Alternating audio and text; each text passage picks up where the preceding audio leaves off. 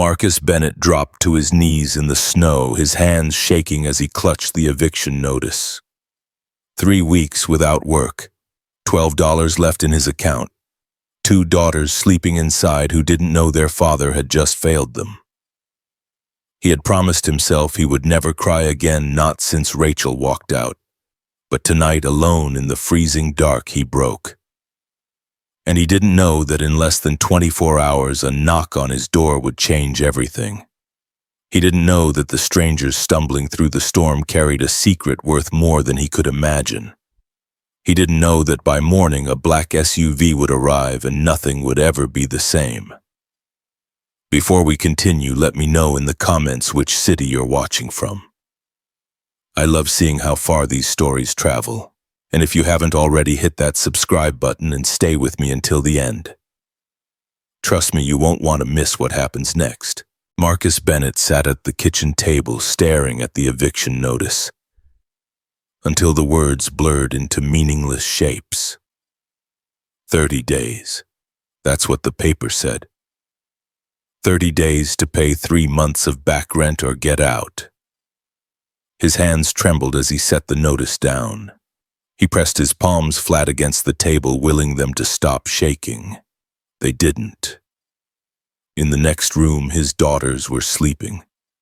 Lily, 9 years old, curled around her little sister Emma like she was protecting her from the world. Emma was only 5. She still believed in Santa Claus. She still believed her daddy could fix anything. Marcus closed his eyes. "God," he whispered, "I don't know what to do anymore." No answer came. He hadn't expected one. The phone buzzed. Marcus grabbed it, hoping, praying it was a response to one of the dozens of job applications he'd sent out. It was a text from his landlord. "I gave you extra time, Marcus. I can't do it anymore. The notice is final." Marcus typed back with numb fingers. "Please, just 1 more month. I'm begging you." The reply came fast. "I have my own bills. I'm sorry." Marcus set the phone down carefully, like it might shatter if he moved too fast. Then he stood up, walked to the sink, and gripped the edge of the counter until his knuckles turned white. He wanted to scream. He wanted to punch the wall. He wanted to walk out the door and never come back. But he couldn't. He had 2 little girls who needed him. So he did what he always did. He swallowed the pain, buried it deep, and went back to work. The wooden horse sat half-finished on the table. A custom order from his Etsy shop, $45 minus fees, enough to buy groceries for maybe 3 days. Marcus picked up the carving knife and forced his hands to move. Slice, shape, sand. The rhythm was automatic now. He'd been doing this for months, ever since Harrison Furniture shut down and threw 30 workers onto the street with nothing but a handshake and a promise of final checks that never arrived. Slice, shape, sand. His back ached, his eyes burned, but he kept going because stopping meant thinking and thinking meant drowning. "Daddy!" Marcus spun around. Lily stood in the doorway, her bare feet pale against the cold floor, her eyes heavy with sleep. "Hey, sweetheart." He forced a smile. "What are you doing up?" "I heard you." "Heard me what?" Lily hesitated. "Crying." Marcus's heart cracked. He hadn't realized he'd made any sound. "I wasn't crying, baby. I was just working." Lily didn't believe him. He could see it in her eyes, those bright blue eyes that looked so much like Rachel's. The eyes that saw too much for a 9-year-old. "Daddy, are we gonna be okay?" The question hit him like a punch to the chest. He crossed the room in 3 steps and knelt in front of her. He took her small hands in his rough, calloused ones. "Listen to me, Lily. I need you to hear this." She nodded, her lip trembling. "No matter what happens, I will never ever let anything bad happen to you and Emma. Do you understand me? I will figure this out. I always do. Promise." Marcus pulled her into a hug, holding her tight so she couldn't see the fear in his eyes. "I promise." After Lily went back to bed, Marcus stood at the window watching the snow fall. The storm was getting worse. The weather report had warned of a severe winter front, the kind that shut down roads and knocked out power lines, the kind that killed people who got caught outside. Marcus checked the thermostat. 56 degrees. He couldn't afford to turn it up any higher. He grabbed an extra blanket from the closet and draped it over his daughters, tucking it around their small bodies like armor against the cold. "I'm sorry," he whispered. "I'm so sorry." 3 weeks ago, everything had been different. Marcus had a job, a steady paycheck, a routine that made him feel like maybe, just maybe, he was getting his life back on track. And then it all collapsed. He still remembered the moment, standing in the break room at Harrison Furniture, surrounded by co-workers who were his friends, his family, his support system. Mr. Dawson, the manager, walked in with a face like a funeral. "I don't know how to say this," Dawson began, "so I'm just going to say it. The company is closing, effective immediately." Silence. Complete devastating silence. "What do you mean, closing?" someone asked. Marcus recognized the voice. Dan Miller, a guy with 4 kids and a wife battling cancer. "The import tariffs killed us," Dawson said. "We can't compete with overseas manufacturing. The owners tried everything, it wasn't enough. What about our jobs? Gone. What about our final checks? They'll be mailed, I don't know when." Marcus felt the floor tilt beneath him. He grabbed the edge of a table to steady himself. 20 years.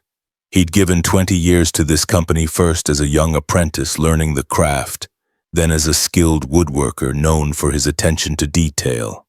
He'd built furniture that sat in homes across the country. He'd poured his soul into every piece, and now it was over. Just like that. The days after the shutdown were a blur. Marcus applied for unemployment, but the paperwork took weeks. He applied for jobs, every job, any job, but no one was hiring. The whole town was drowning in laid-off workers competing for the same scraps.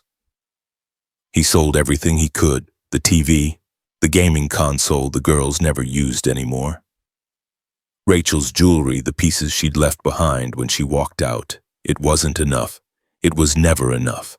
The bills piled up, electric, water, rent, each one a reminder of his failure. And then the eviction notice arrived. Marcus turned away from the window. The snow was falling harder now, thick white curtains that blotted out the streetlights. He should sleep, he knew that.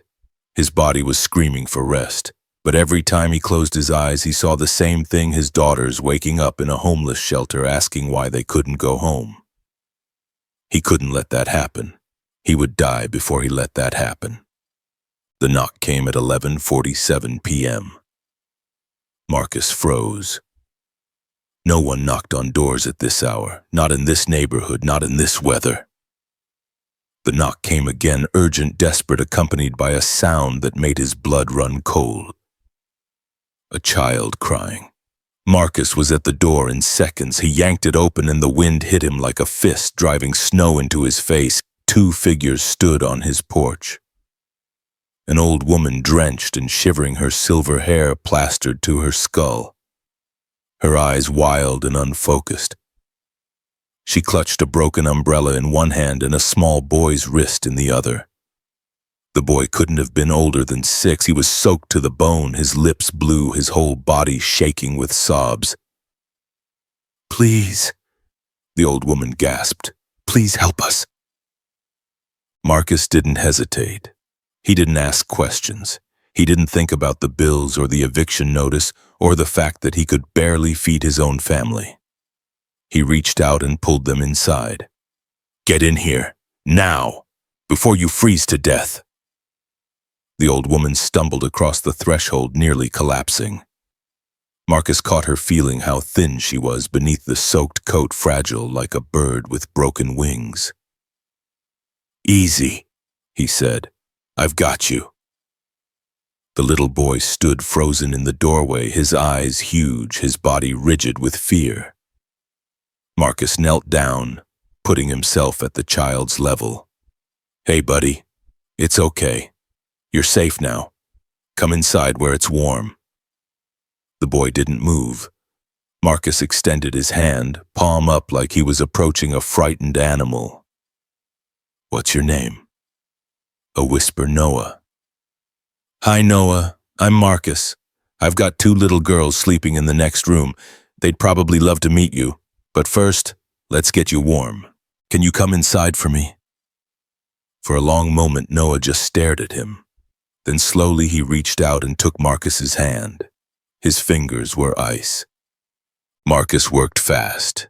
He grabbed every blanket he could find. The ones from his bed, the ones from the couch, even the old army surplus blanket he kept in the closet for emergencies. He wrapped the old woman first. She was in the worst shape, her skin gray, her breathing shallow.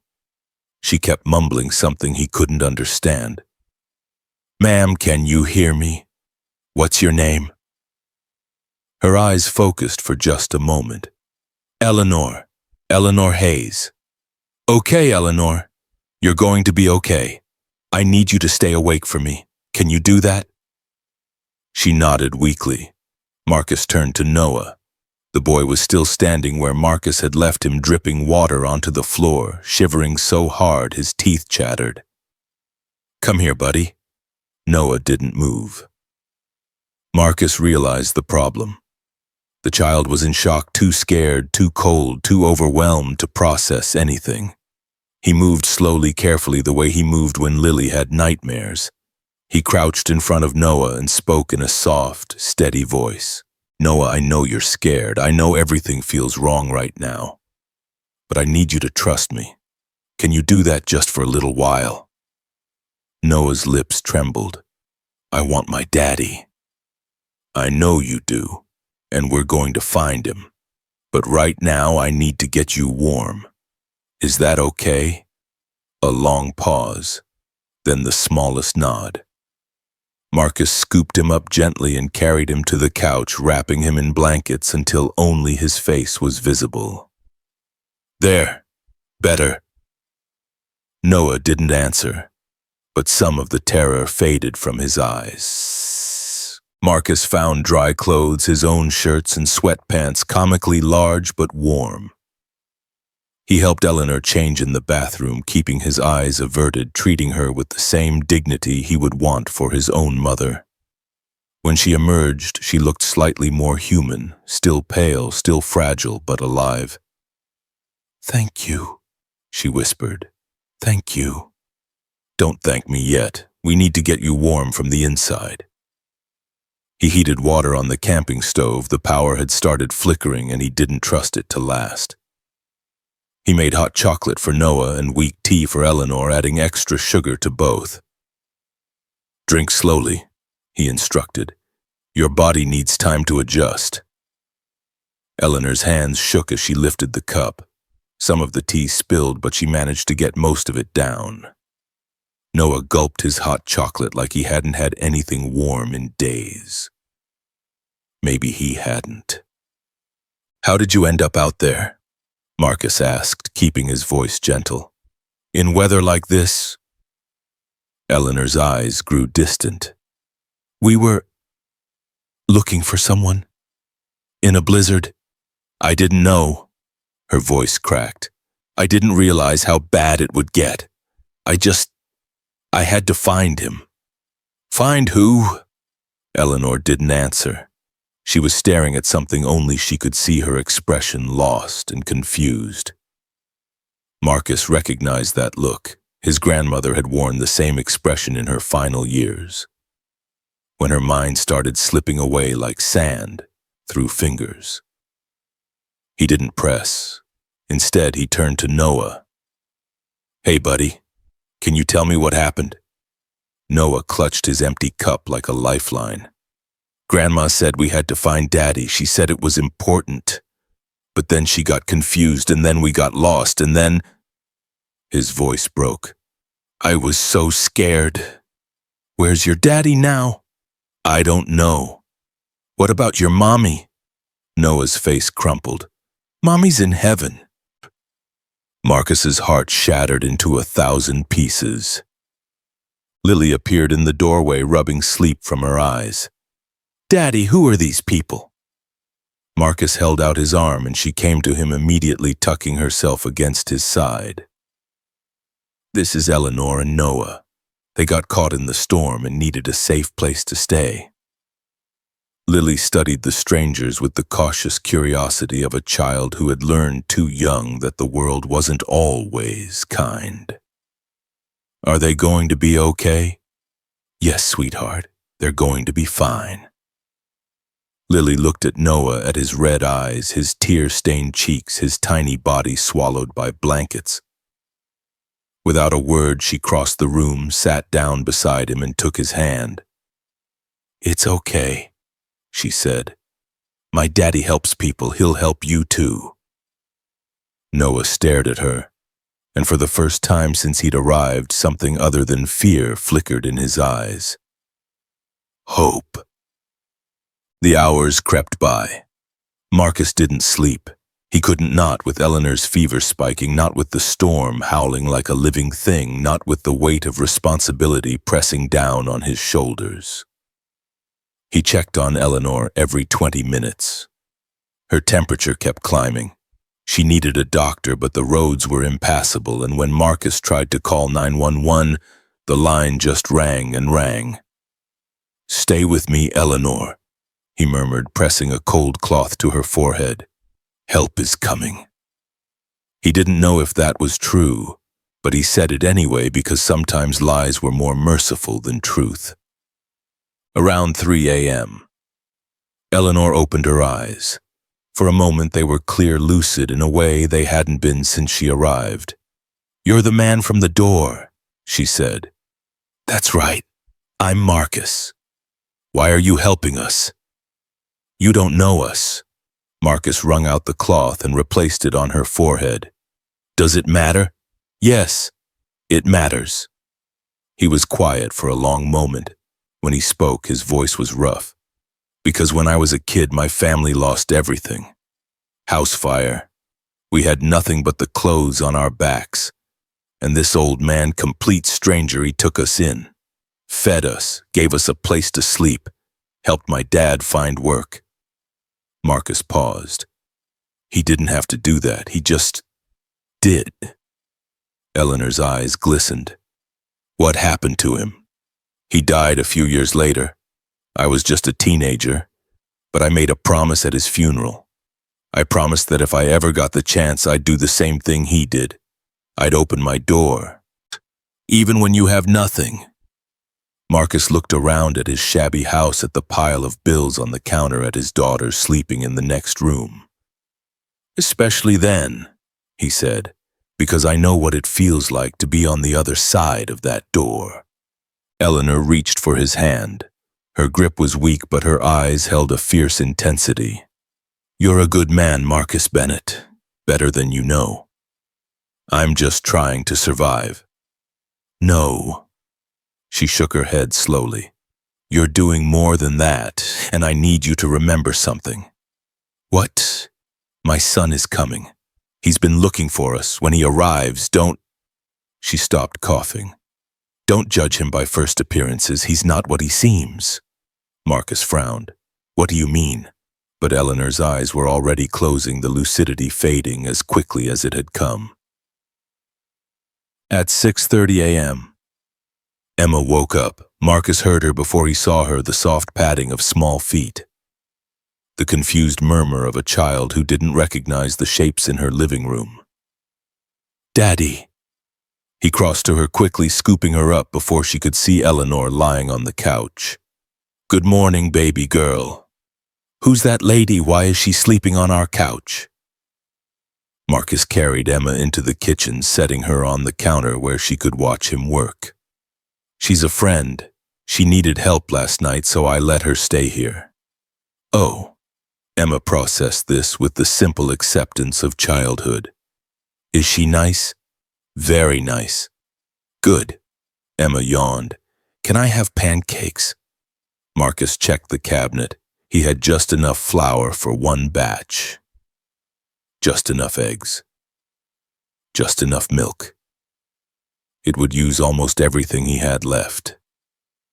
He thought about the eviction notice, the $12 in his bank account, the future that seemed to shrink smaller with every passing hour. Then he looked at his daughter's face, innocent, trusting, expecting her daddy to make everything okay. "Yes, sweetheart," he said. "You can have pancakes." By 8 a.m., everyone was awake and gathered in the small kitchen. Marcus had made enough pancakes for everyone, thin, stretched to their limits, but warm and covered in the last of the maple syrup. He'd made coffee for himself and Eleanor, hot chocolate for the kids. It was strange seeing his tiny table surrounded by so many people. Strange but not unwelcome. Lily sat next to Noah, chattering about her favorite books, her favorite movies, her favorite games. Noah listened quietly, occasionally, nodding occasionally, almost smiling. Emma sat on Eleanor's lap, completely at ease, despite having met the woman only hours ago. Eleanor stroked Emma's hair with gentle, trembling hands, and Marcus stood at the counter watching them all, feeling something he hadn't felt in a very long time. Connection. The sound came at 8:47 a.m., an engine. Low and powerful, cutting through the morning silence. Marcus moved to the window and looked out. A black SUV, sleek, expensive, completely out of place in this neighborhood, was rolling slowly down the street.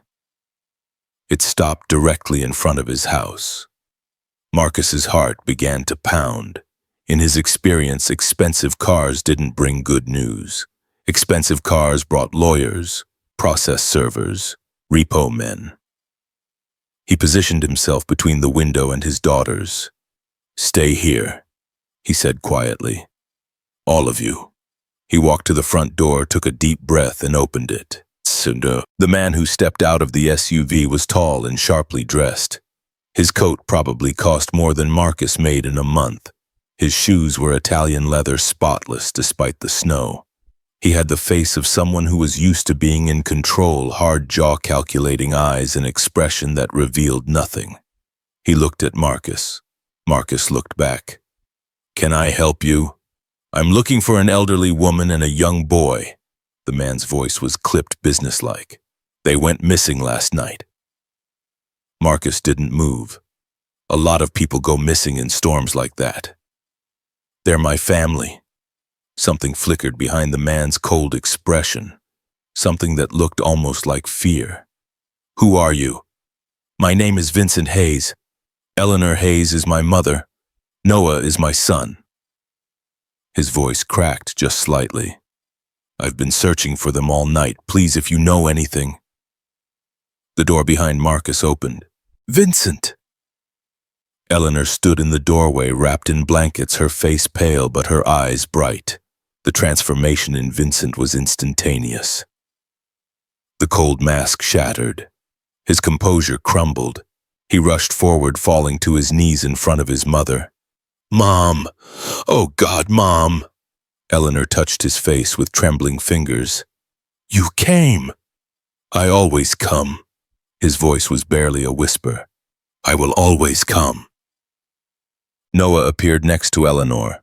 For a moment he just stared at his father, uncertain, hesitant, as if he couldn't quite believe what he was seeing. Then Vincent opened his arms. "Noah! Son!" Noah ran. He crashed into his father's chest, tiny arms wrapping around Vincent's neck, face buried against his shoulder. "I was so scared, Daddy. I was so scared." I know, buddy, but you're safe now. Everything's okay." Marcus watched from the doorway, arms crossed, keeping his face neutral. He had questions, a lot of questions, but they could wait. Some moments were too sacred to interrupt. When the reunion settled, Vincent turned to Marcus. You took them in. They needed help. They were strangers." "Yeah." Vincent stared at him for a long moment. "Why? Marcus shrugged. It was the right thing to do. Something shifted in Vincent's expression. The calculation faded. Something almost like respect took its place. Do you know who I am, what I do? No. I'm the CEO of Hayes Construction. We build commercial properties across 8 states. I'm worth... He stopped himself. It doesn't matter. What matters is that you saved my mother and my son. You let them into your home when you had no reason to. You kept them alive. Marcus didn't know what to say, so he said nothing. Vincent reached into his coat pocket and pulled out a checkbook. Let me pay you. Name your price, anything. Marcus looked at the checkbook. He thought about the eviction notice, the $12, the hungry future waiting to swallow his family whole, and then he thought about his daughters watching from the window, watching their father. Put that away, Marcus said. Excuse me. I said put it away. I didn't help them for money. I helped them because they needed help. That's all. Vincent's eyebrows rose. You're serious. Dead serious. For the first time, Vincent Hayes smiled. It was small, almost reluctant, but genuine. You're a rare man, Marcus Bennett. I'm just a guy trying to do right by his kids. No, Vincent said quietly. You're much more than that. He didn't take the check. He wouldn't. But when Vincent asked him to talk, really talk, Marcus agreed. They sat on the porch steps while Noah played inside with Lily and Emma, their laughter floating through the cold morning air. My mother has dementia, Vincent said. Early stage but progressing. She lives in a care facility, a good one, the best I could find. But she still wanders off. Yes, she gets confused. She thinks she needs to find me even though I visit every week. She forgets, and yesterday... Vincent's voice tightened. Yesterday, Noah was visiting her. They were watching a movie together and she just took him, walked right out. No one noticed until they were gone. Marcus absorbed this. She was trying to bring him to you. She was trying to fix something that broke a long time ago. Vincent rubbed his hands together. When my father died, this was years ago, I was destroyed. I said terrible things to her. Blamed her for not being there. We didn't speak for almost a decade. But you reconciled. Too late. By the time I apologized, she was already starting to forget. And now she keeps trying to make amends for a wound she doesn't even remember causing. Marcus thought about his own mother, gone now for 15 years. He thought about all the things he never got to say, and she knows you love her. Marcus said finally. That's what matters. Vincent looked at him surprised. How do you know? Because I saw her face when you walked up. She knows, trust me, she knows. The morning passed in strange, suspended time. Vincent called the care facility. He made arrangements. He handled the logistics of his chaotic, privileged life. But he didn't leave. Not yet. He sat in Marcus's kitchen drinking coffee from a chipped mug, watching his son play with Marcus's daughters like they'd known each other forever. This is the happiest I've seen him in months, Vincent said quietly. Marcus sat across from him. He's a good kid. His mother died 2 years ago, cancer, fast and brutal. He was only 4. Vincent's jaw tightened. He doesn't remember her, not really, just fragments. The smell of her perfume, the sound of her laugh, but nothing solid, nothing he can hold on to. Marcus thought about Rachel, about the way Lily still flinched sometimes when she saw a woman with red hair, about the way Emma asked questions she didn't really want answered. Kids are tougher than we give them credit for, Marcus said. They survive, they adapt. Maybe, but they shouldn't have to. No, they shouldn't. They sat in silence for a while, 2 fathers carrying burdens too heavy for words. Around noon, Vincent stood. I need to take my mother to the hospital, get her checked out. And Noah. He stopped looking at his son, who was building a tower of wooden blocks with Emma. Noah needs to rest. Of course. Vincent pulled on his coat, but at the door he hesitated. Marcus, can I ask you something personal? Depends on the question. That eviction notice on your kitchen counter, the stack of bills, the empty refrigerator. Vincent's eyes were steady. How bad is it? Marcus's expression didn't change. That's not your concern. You saved my family. Everything about you is my concern now. I told you I don't want your money, and I heard you, but I'm not offering charity. Vincent reached into his pocket, but instead of a checkbook, he pulled out a business card. I'm offering a job. Marcus froze. My company needs craftsmen, real ones, people who care about quality, who take pride in their work. I saw the wooden horse you made for Noah's hands. The detail, the precision, that's not amateur work. I've been carving for 20 years. Exactly. And I have a new division starting up. Custom furniture, high-end handmade pieces for premium clients. I need someone to lead it. Someone with talent, integrity, and... He paused. The kind of heart that opens doors for strangers in the middle of the night. Marcus stared at the card. His mind raced.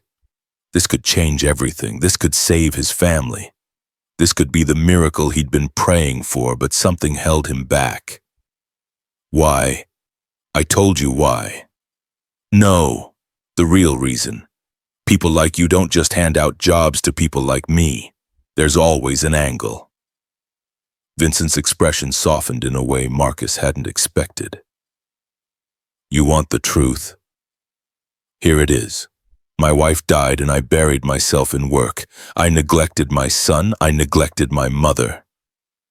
I became exactly the kind of man I swore I'd never be: cold, distant, obsessed with success that means nothing. He looked at Noah, still laughing with the girls. Last night when I realized they were missing, I thought I'd lost everything. And I realized that everything I'd built, the company, the money, the empire, none of it mattered if I couldn't protect the people I loved. Marcus said nothing. You protected them when I couldn't. You're a stranger who had nothing and you gave everything you had. That's not just rare, Marcus, that's extraordinary. Vincent pressed the card into Marcus's hand. I'm not asking you to take charity. I'm asking you to let me learn from you. After Vincent left, Marcus stood on the porch for a long time holding the business card. His daughters came outside, flanking him on either side. Daddy! Lily looked up at him. Who was that man? Someone who needed help, just like Eleanor and Noah. But he had a fancy car. Yeah, sweetheart, he did. So why did he need help? Marcus smiled a real smile, the first in weeks. Because sometimes the people who look like they have everything are the ones who are missing the most. Doorstep. That night, after the girls were asleep, Marcus sat at the kitchen table. He looked at the eviction notice. He looked at the stack of bills. He looked at the business card. He thought about the storm, about Eleanor and Noah, about Vincent's tears when he saw his mother, about Lily's hand in Noah's, about Emma on Eleanor's lap. He thought about the old man who had taken in his family all those years ago, the promise he'd made at that funeral. I'll open my door, no matter what. He had opened his door, and now impossibly a door was opening for him. Marcus picked up his phone. He dialed the number on the card. It rang twice. Vincent answered. Marcus, tell me more about this job.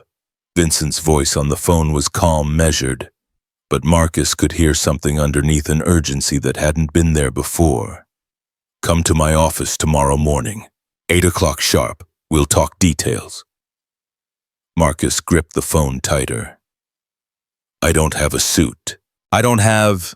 Come as you are. I'm not hiring a suit. I'm hiring the man who saved my family.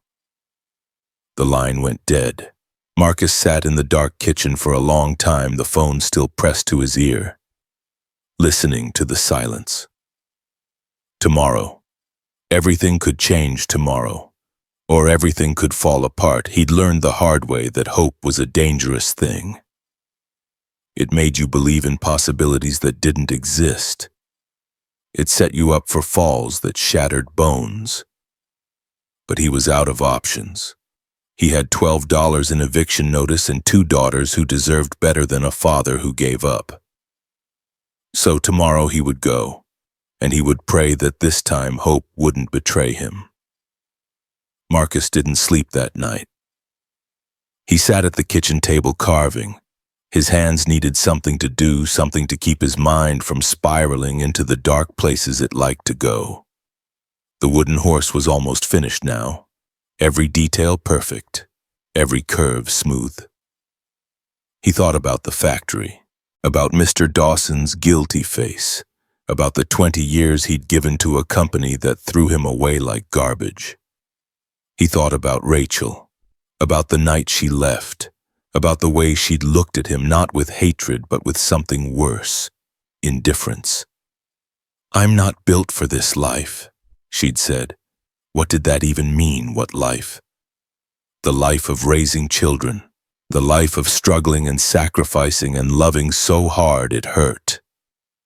Marcus had never understood, he never would, but he'd stopped trying. Some questions didn't have answers, some wounds didn't heal. You just learned to live with the scar tissue. At 5 a.m. he finally allowed himself to close his eyes, just for a moment, just to rest. He dreamed of drowning. Lily woke him at 6:30, shaking his shoulder with small, insistent hands. "Daddy, Daddy, wake up, you're going to be late." Marcus jerked upright, disoriented. "Late? Late for what?" "Your meeting. You said you had a meeting today. You wrote it on the calendar." He looked at the calendar on the wall. In his own handwriting, Vincent Hayes, 8 a.m., don't screw this up. He'd written that at 3 a.m. when exhaustion had made him honest. "Right." He rubbed his face. "Right, the meeting. Are you nervous, Daddy?" Marcus looked at his daughter.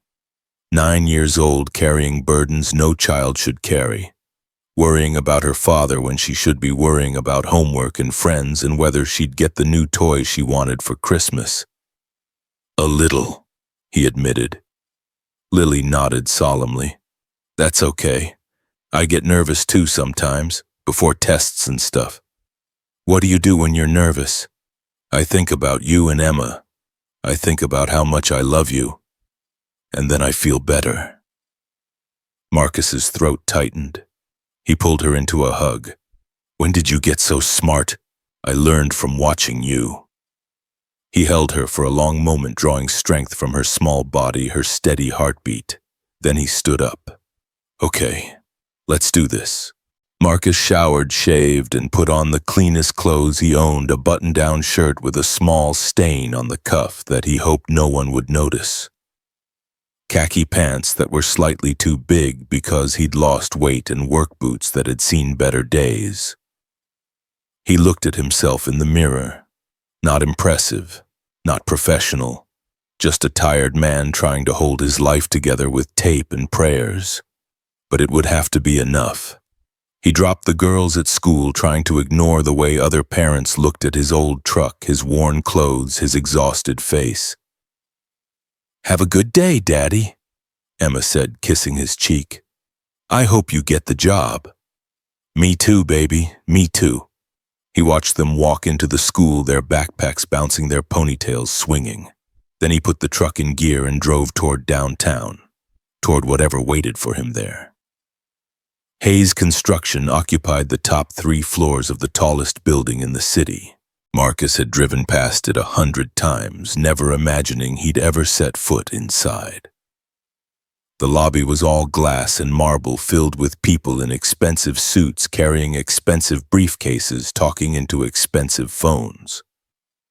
Everyone moved with purpose, with confidence, with the easy assurance of people who belonged. Marcus stood just inside the door, frozen. He didn't belong here. He was a factory worker, a craftsman, a guy who made wooden toys in his kitchen to pay for groceries. What was he doing, Mr. Bennett? He turned. A young woman in a crisp blazer approached him, tablet in hand. "Yes. Mr. Hayes is expecting you. Please follow me." She led him to a private elevator that required a key card. The doors closed with a soft hiss, and Marcus felt his stomach drop as they shot upward.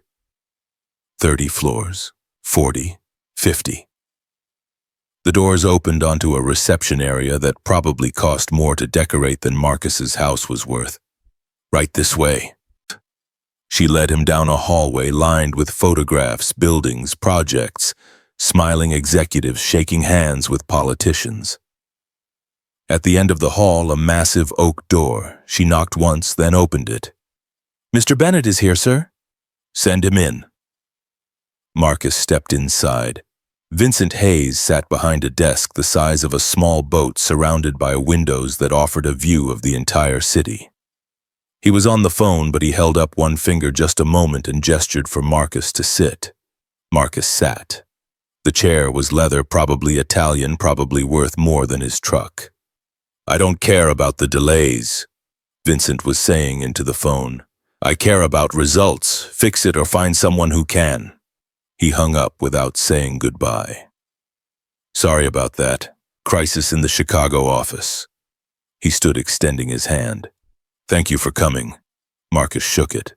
"Thank you for inviting me. Coffee, water, something stronger." "Coffee's fine." Vincent pressed a button on his desk. "Amanda, 2 coffees, please." He settled back into his chair, studying Marcus with those calculating eyes. "You look nervous." "I am nervous." "Good.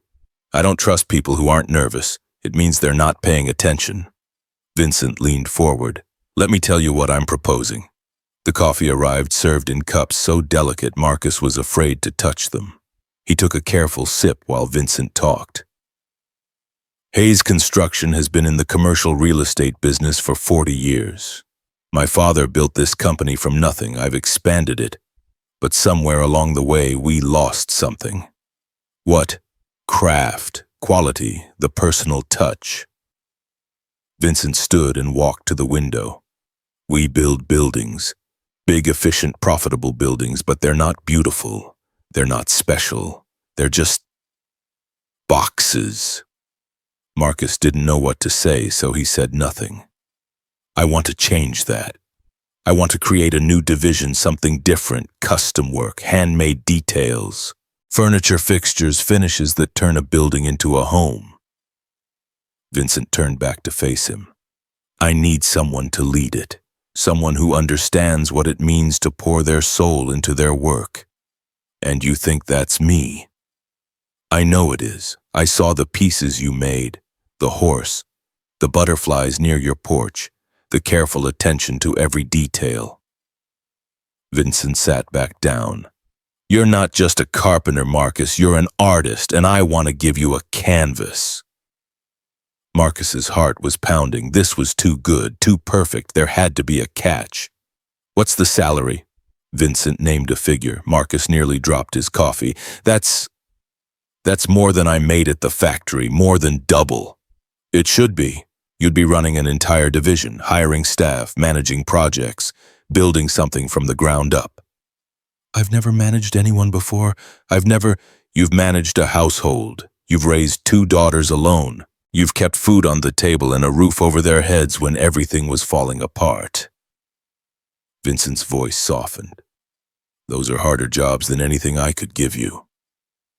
Marcus stared at him. "Why are you really doing this?" "I told you." "No. The real reason. The one you're not saying." Vincent was quiet for a long moment. When he spoke, his voice was different, vulnerable. "Because I looked at my son playing with your daughters yesterday, and I realized something. Noah was happy, genuinely happy. For the first time since his mother died, he was laughing. Not because I bought him something or took him somewhere special, because he was with people who cared about him." Vincent's jaw tightened. "I have everything, Marcus. Money, power, success, but I couldn't give my son what you gave him in one morning with nothing but warmth and a plate of pancakes." Marcus felt something crack inside him. Something he'd been holding together for years. "I'm not a saint, neither am I. But maybe together we can be something better than what we are alone." Marcus looked at the coffee cup in his hands, at the view of the city spread out below, at this man who had everything and nothing offering him a lifeline when he was drowning. "I have conditions." Vincent raised an eyebrow. "Name them." "I need to be home for my daughters, every day. I don't care what crisis comes up or what client is upset. They come first, always." "Agreed." "I need creative freedom. If I'm going to build something, I'm going to build it right. No cutting corners, no cheap materials, no compromises." "Agreed." "And I need to hire my own team, people I trust, people from the factory that closed good workers who got thrown away just like I did." Vincent smiled. "I was hoping you'd say that." Marcus took a deep breath. This was it, the moment that would change everything. "Then I accept." Vincent stood and extended his hand again. "Welcome to Hayes Construction, Marcus." Marcus shook it, and for the first time in months he allowed himself to believe that maybe, just maybe, things were going to be okay. The drive home was a blur. Marcus gripped the steering wheel, his mind racing through everything that had just happened.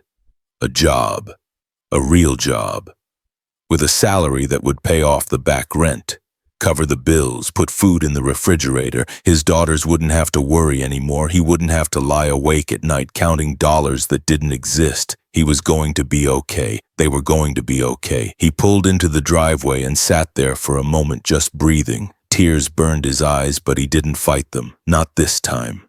"Thank you," he whispered, to God, to the universe, to the old man who had taught him to open doors. "Thank you." He picked up the girls from school, his face hurting from smiling so much. "Daddy, what happened?" Lily asked, suspicious. "You look weird." "I got the job." Silence. Then Lily's eyes went wide. "You got it for real?" "For real!" Lily screamed, actually screamed. She threw her arms around his neck while Emma bounced in her seat, not entirely understanding, but feeding off her sister's excitement. "Does this mean we get to keep the house?" Lily asked, her voice muffled against his shoulder. Marcus felt his heart crack and mend at the same time. "Yeah, sweetheart, we get to keep the house." That night they celebrated. Marcus used his last $12 to buy pizza, real pizza from the restaurant downtown, not the frozen kind from the bargain bin. They ate at the kitchen table, all three of them laughing and talking and being for one beautiful moment, just a normal family. "Daddy," Emma said, cheese stretching from her slice. "Can we get a puppy now?" Marcus laughed.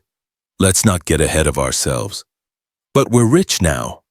"We're not rich, baby. We're just not scared anymore." Emma considered this with 5-year-old wisdom. "I like not being scared." Marcus reached over and wiped cheese from her chin. "Me too, sweetheart. Me too." After the girls went to bed, Marcus sat on the porch looking up at the stars. The night was cold but clear, the storm a distant memory. Hard to believe that just 2 days ago he'd been on his knees in this same spot, broken and desperate. 2 days. That's all it took for everything to change.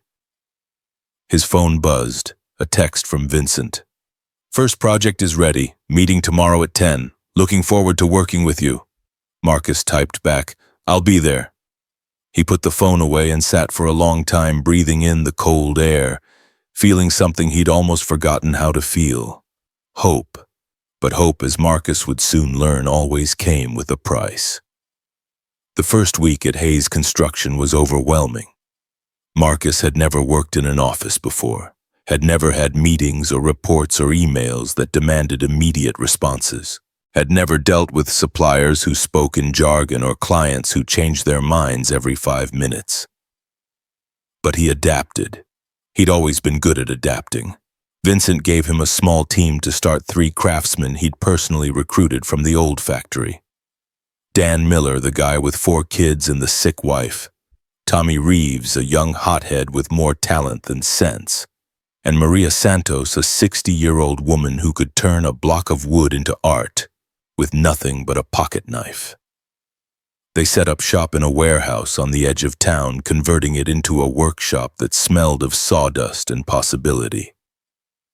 "So," Dan said on their first morning, looking around at the empty space, "what exactly are we building?" Marcus smiled. "Everything." The first project was a custom conference table for a client in New York. Solid walnut 12 feet long with intricate inlays that would take weeks to complete. It was exactly the kind of challenge Marcus lived for. He threw himself into the work, arriving early, staying late, pouring every ounce of skill and passion into each piece. The team followed his lead, sensing that this was something different, something special. They weren't just making furniture, they were making a statement. Meanwhile, life at home slowly improved. The eviction notice became a distant nightmare. The refrigerator filled with food. The heater ran without fear. Lily joined the school choir. Emma made her first real friend, a little girl named Sophie who loved the same books. Marcus attended parent-teacher conferences and school plays and all the ordinary things he'd been too exhausted and stressed to enjoy before. For the first time in years, he felt like a real father. Not just a man surviving, living. But happiness, Marcus had learned, was a fragile thing. It could shatter without warning. The phone call came on a Thursday evening. Marcus was in the workshop putting the final touches on the conference table when his cell rang. He didn't recognize the number. "Hello, Mr. Bennett. This is Patricia Warren from Millbrook Elementary." His blood turned to ice. "What happened? Are my daughters okay?" "They're fine, Mr. Bennett, but there's been an incident. I need you to come to the school immediately." Marcus was in his truck before she finished the sentence. He made the 15-minute drive in 7, his mind racing through every possible scenario. An accident, an injury, a fight. He burst through the school's front doors and found Mrs. Warren waiting for him, her face carefully neutral. "Mr. Bennett, thank you for coming so quickly." "What happened? Where are my girls?" "They're in my office. They're not hurt, but—" She hesitated. "Perhaps it's best if I show you." She led him down the hall to the principal's office. Through the glass, Marcus could see Lily and Emma sitting on a bench, their face pale. And across from them, a woman he never expected to see again. Rachel. Marcus stopped dead. His ex-wife looked different, older, harder. Her red hair was shorter now, her face thinner. She wore expensive clothes, designer probably, and held a leather handbag that cost more than his first car. She looked up as he entered. Their eyes met. "Hello, Marcus?" His voice came out rough. "What are you doing here?" "I came to see my daughters." The words hit him like a physical blow. His daughters. As if she had any right to call them that. As if she hadn't walked out 3 years ago and never looked back. "They're not your daughters. You gave up that right when you left. I'm still their mother. You're a stranger. You're Daddy." Lily's small voice cut through his anger. She was looking at him with wide, frightened eyes. Emma was pressed against her side, confused and scared. Marcus took a deep breath, forced himself to calm down. His daughters didn't need to see him fall apart. "It's okay, girls. Everything's okay." But it wasn't okay. Nothing about this was okay. Mrs. Warren cleared her throat. "Perhaps we should discuss this privately. Girls, why don't you wait outside with Ms. Henderson?" Lily didn't want to go. Marcus could see it in her face, the fear, the uncertainty. But she took Emma's hand and led her out of the room, glancing back once before the door closed behind her. Silence. Then Rachel spoke. "I know what you're thinking. You have no idea what I'm thinking. I know I hurt you. I know I hurt them. I've had 3 years to think about what I did, and I—" "3 years?" Marcus laughed, but there was no humor in it. "3 years, and this is the first time you've tried to contact us. No calls, no letters, no birthday cards, nothing. And now you just show up at their school like you have the right to. I do have the right. I'm their mother. You stopped being their mother the night you walked out that door. His voice echoed in the small office. Mrs. Warren shifted uncomfortably. Rachel's jaw tightened. I made a mistake. A terrible mistake. But I'm different now. I've changed. I've gotten help. I don't care. Marcus, I don't care about your therapy or your personal growth or whatever journey of self-discovery you've been on. Do you have any idea what those girls went through? What I went through trying to explain to a 5-year-old why her mommy wasn't coming home. Watching my daughter cry herself to sleep every night for months. Rachel's eyes glistened. I know, and I'm so sorry. Sorry doesn't fix it. Sorry doesn't erase 3 years of pain. Sorry doesn't give my daughters back the mother they deserved. That's why I'm here, to try to make it right. You can't make this right. Let me try, please. I'm not asking for forgiveness. I'm asking for a chance. Marcus stared at her. At this woman he'd once loved more than life itself. At the mother of his children. At the person who had broken his heart so completely he'd forgotten what it felt like to be whole. No, Rachel flinched. Marcus, stay away from my daughters. Stay away from me. If you contact them again, if you come anywhere near them, I will get a restraining order. Do you understand? You can't do that. I have rights. You gave up your rights when you abandoned them. Marcus turned to Mrs. Warren. I'm taking my daughters home. This conversation is over. He walked out of the office, his hands shaking, his heart pounding. Lily and Emma were waiting in the hallway, their faces anxious. Daddy, who was that lady? Marcus knelt down and pulled them both into his arms. Nobody, sweetheart. Just someone who made a wrong turn. He carried Emma and held Lily's hand as they walked to the truck. He didn't look back, didn't see if Rachel was watching, didn't care. But as he drove away, he couldn't shake the feeling that this wasn't over. That Rachel hadn't come all this way just to be turned away, that the storm he thought had passed was only beginning. That night after the girls were asleep, Marcus sat at the kitchen table with his phone in his hand. He needed to tell someone, needed to process what had happened, but who? He had no family left, no close friends, no one he could call at midnight to unload his burdens except... He pulled up Vincent's number, hesitated. This was his boss, his benefactor, the man who had saved his family. He couldn't dump his personal problems on. The phone rang in his hand, Vincent's name on the screen. Marcus answered. Hello, Marcus. I was just about to call you. How are things? Marcus laughed bitterly. You have impeccable timing. What's wrong? He told him. All of it. Rachel, the school, the confrontation, the threat he'd made. Vincent listened without interrupting. When Marcus finished, there was a long pause. What are you going to do? I don't know. I don't even know what she wants. Money access to ease her guilt. Does it matter? What do you mean? I mean, whatever she wants, you're the one who gets to decide what happens next. You're their father. You've been their father for 3 years. You're the one who stayed. Marcus closed his eyes. I'm scared, Vincent. I'm scared she'll try to take them. She won't. How do you know? Because you won't let her, and because I know the best family lawyer in the state. If Rachel wants a fight, we'll give her one. Marcus felt tears prick his eyes.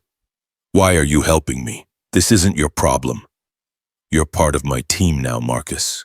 That makes your problems my problems. Silence. Then quietly, thank you. Get some sleep. We'll figure this out together.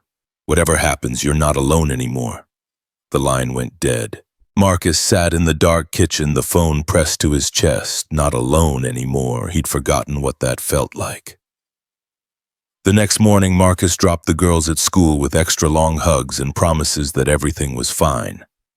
Then he drove to the workshop, threw himself into work, and tried not to think about Rachel. It didn't work. He kept seeing her face, the tears in her eyes, the desperation in her voice. She'd seemed different, changed. But people didn't just change, they were who they were. The woman who walked out on her family couldn't suddenly become a devoted mother. Could she? His phone buzzed. A text from an unknown number. "Marcus, please. I just want to talk. I'm staying at the Marriott downtown, room 412. I'll wait as long as it takes." He stared at the message. Every instinct screamed at him to ignore it, to block the number, to pretend she didn't exist. But another part of him, the part that remembered the good years, the love they'd shared, the family they'd built, wondered, what if she really had changed? What if his daughters deserved to know their mother? What if he was being selfish, keeping them apart because of his own pain? He didn't answer the text, but he didn't delete it either. 3 days passed. Rachel didn't give up. She sent messages every morning, polite, persistent, never angry, just waiting. Marcus ignored them all, but he kept reading them. "I know you're angry. You have every right to be. I'm not asking for custody. I just want to be part of their lives. I miss them, Marcus, every single day." On the 4th day, Lily came home from school with a question. "Daddy, who's Rachel?" Marcus's blood went cold. "Where did you hear that name?" "Some kids were talking. They said a lady named Rachel was asking about me and Emma outside the school." Rage exploded in Marcus's chest. She was approaching people near the school, asking questions about his daughters. This had to end. He drove to the Marriott that evening, his hands white-knuckled on the steering wheel. "Room 412. He knocked hard. Rachel opened the door, her face lit up with hope. "Marcus, you came. This is the only conversation we're ever going to have," he said, pushing past her into the room. "So you'd better listen carefully." The hope in her eyes flickered. "I'm listening. You stay away from my daughters. You stay away from their school. You stop asking strangers about them. If you don't, I will destroy you in court. I have money now, I have resources, and I have 3 years of documented abandonment on my side." Rachel's face crumbled. "I just wanted to see them, to know they're okay. They're fine. They're happy. They finally stopped crying themselves to sleep, and I will not let you drag them back into the nightmare you created. Marcus, please." "Why now, Rachel? Why after 3 years of nothing do you suddenly want to be a mother?" She was silent for a long moment. Then quietly, "I have cancer." Marcus froze. "Stage 3 breast cancer. The doctors found it 6 months ago. I've been doing chemo radiation, all of it. But," her voice broke, "but they can't guarantee anything, and I realize that if I die, I'll die without ever knowing my daughters.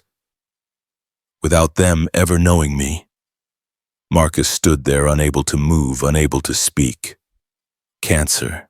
She had cancer. "I'm not asking for sympathy," Rachel continued, wiping her eyes. "I don't deserve it. I walked away from my family because I was weak and scared and selfish. I've spent 3 years hating myself for it. But when you think you might die, you realize what actually matters. And what matters is them. Lily and Emma, my babies." Marcus felt the anger draining out of him, replaced by something else. Something complicated. "Why didn't you tell me this before?" "Because I was ashamed. Because I thought you'd think I was using it as an excuse. Because I didn't want pity. I want a chance, a real chance. Not because I'm dying, but because I finally understand what I threw away." Marcus sank onto the edge of the bed. His head was spinning. "I don't know what to say." "Say you'll think about it. That's all I'm asking. Let me meet them. Just once. If they don't want to see me again after that, I'll disappear. I'll sign whatever papers you want. But give me one chance to tell them I'm sorry. To tell them I love them. Please." Marcus looked at her. Really looked at her. At the shadows under her eyes. The thinness that wasn't fashion but illness. The desperation of a woman running out of time. He thought about Lily, who still had nightmares about being abandoned. About Emma, who sometimes asked why other kids had mommies and she didn't. He thought about what he would want if he were the one dying. One meeting, he said finally. Supervised. In a public place. And if they're uncomfortable for even 1 second, it's over. Rachel's tears spilled over. Thank you, Marcus. Don't thank me yet. If you hurt them again, if you disappear again, I will never forgive you. And neither will they. I understand. Marcus stood and walked to the door. He paused with his hand on the handle. For what it's worth, I'm sorry about the cancer. I wouldn't wish that on anyone. Not even me. He looked back at her. At the woman he'd married, the woman he'd loved, the woman who'd shattered his world. Not even you. He walked out, and everything he thought he knew about his life tilted sideways once again. Marcus didn't tell the girls right away. He needed time to think. Time to figure out how to explain to a 9-year-old and a 5-year-old that the mother who abandoned them was back and dying. He lay awake that night, staring at the ceiling, replaying Rachel's words over and over. Stage 3. Chemo, radiation, no guarantees. He should have felt satisfaction. Some dark, petty part of him wanted to believe this was karma, justice for what she'd done. But he didn't feel satisfied. He felt hollow, confused, and underneath it all, something he hadn't expected: grief. Not for Rachel, for his daughters, for the relationship they never got to have, for the mother they deserved but never received. How was he supposed to do this? How was he supposed to look his children in the eyes and tell them that the woman who walked away was dying and wanted to say goodbye? He had no idea. The next morning, Marcus called Vincent. I need advice, he said without preamble. About Rachel. I'm listening. Marcus told him about the meeting, the cancer, the request. When he finished, Vincent was quiet for a long moment. What does your gut tell you? My gut wants to keep them as far away from her as possible, but my head... Marcus sighed. My head says they might regret it someday. If she dies and they never got to know her, they might blame me. They might, Vincent agreed, or they might thank you for protecting them. So what do? You do what every good father does. You put your children first, not your anger, not your fear, not your pride. You think about what's best for them and you make the hardest choice of your life. Marcus closed his eyes. And if I make the wrong choice, then you forgive yourself and keep going. That's all any of us can do. Marcus sat with those words for a long time after he hung up.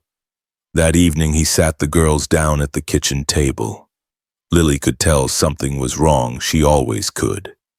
Daddy, what's happening? You look scared. Marcus took a deep breath. I need to tell you something, and I need you both to listen carefully. Can you do that? Lily nodded, her face serious. Emma just stared at him with wide, trusting eyes. Do you remember when you were little and you used to ask about your mommy? Lily stiffened. Emma tilted her head, confused. I remember, Lily said quietly. Well, your mommy, she came to town a few days ago. She wants to meet you. Silence.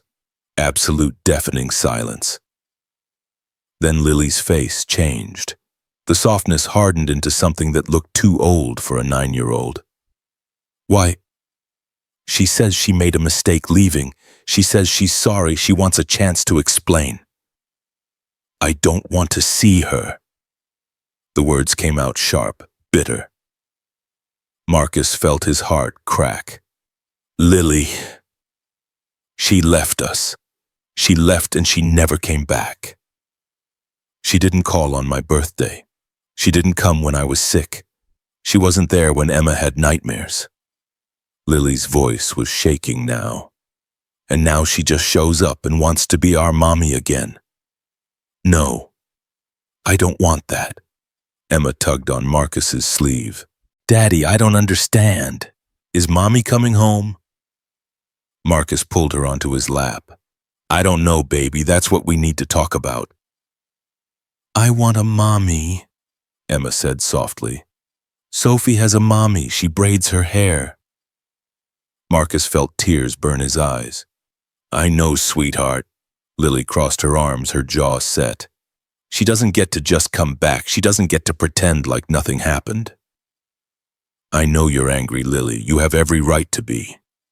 Then why are you even telling us this? Why don't you just make her go away? Because she's dying, Marcus thought. Because she might be dead in a year and you'll never get another chance. But he couldn't say that, not yet, not until he was sure it was the right thing to do. Because I think you deserve to make your own choice, he said instead. You're not a little kid anymore, Lily. Your feelings matter, and I wanted you to know the truth before I decided anything. Lily's anger wavered. Underneath it, Marcus saw what he always saw in his eldest daughter, a desperate need to be treated like she mattered. Do I have to see her? No. If you don't want to, we won't, I promise. What about Emma? Marcus looked at his youngest still nestled in his lap, her fingers playing with the buttons on his shirt. Emma gets to decide too, when she's ready. Lily was quiet for a long moment, then softly, What do you think we should do, Daddy? It was the first time she'd ever asked him that, the first time she'd trusted him to make a decision that wasn't just about bedtimes or vegetables. Marcus chose his words carefully. I think some questions don't have right answers. I think you might regret seeing her. But you might also regret not seeing her. And the only way to know for sure is to try. But what if she hurts us again? Then I'll be there, right beside you, and we'll deal with it together, like we always do.